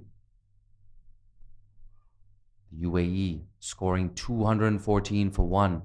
Here we go, drilled down the ground. Suraksha Kote to close things out. And it's only fitting that she closes things out. 3 wickets for her so far in this innings. In my opinion, the pick of the UAE bowlers along with Khushi Sharma. Here we go. Oh, play and a miss. She could have easily had 5 wickets by now, Suraksha Kote. She's created so many chances for the UAE. Rizfa Bano, the right-hander on strike, yet to get off the mark. Bang through the offside. Kavisha Kumari Agodage. Very, very hard to pierce the infield if she's a member of that infield. So useful single, 3 deliveries left in this contest. 59 for 6 now.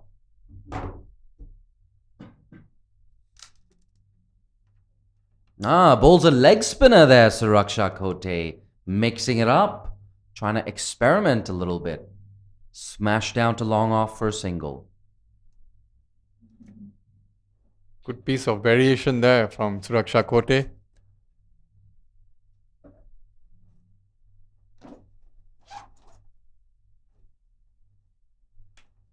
And this time it's gone.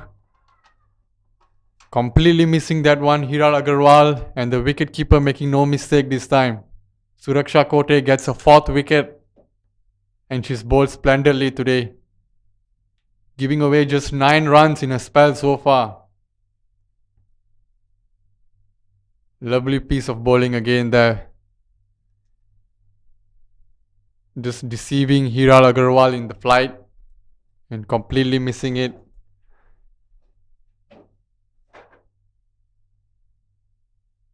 Easy work for Sanchin Singh behind the stumps.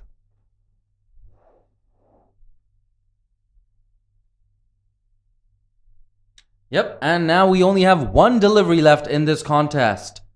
Qatar 60 for 7. 1 delivery to go, Suraksha Kote 4 for 10. Can she pick up that magical 5-wicket haul? It would cap off a really, really good day for her with the ball. Umpire signals to the scorers, we're ready for the last ball. The very last ball of the group stages of the ACC Women's T20 Championship. Suraksha Kote, a leg spinner, it's been turned away. And it's just a single. Tirtha Satish fires in a throw. The UAE emerging victorious by 153 runs here at the Kinrara Oval. Isha Oza, the star of the show, with her second T20I century. An absolutely belligerent knock. A dominant display from the UAE. I've been one of your commentators for the day, Jay Dansinghani. I'm going to pop down for that presentation ceremony and leave you in the capable hands of my co-commentator Pavandeep Singh to summarize the end of this game for you.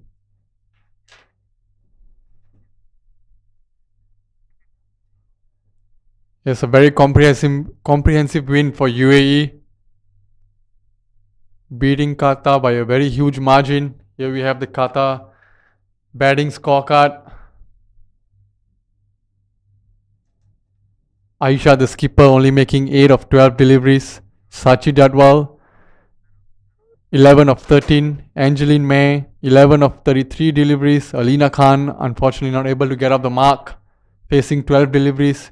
Hiral Agarwal, 5 of 13 deliveries. Rispa Bano, 1 of 4 deliveries, not out.